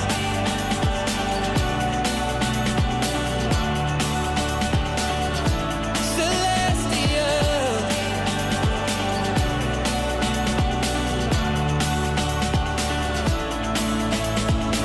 I see the light shining through the rain, 1,000 colors in a brighter shade. Needed to rise from the lowest place. There's silver lining that surrounds the gray. When I get lost, will it come back round? Things don't look up when you're going down. I know your arms, they are reaching out from somewhere beyond the clouds. You make me feel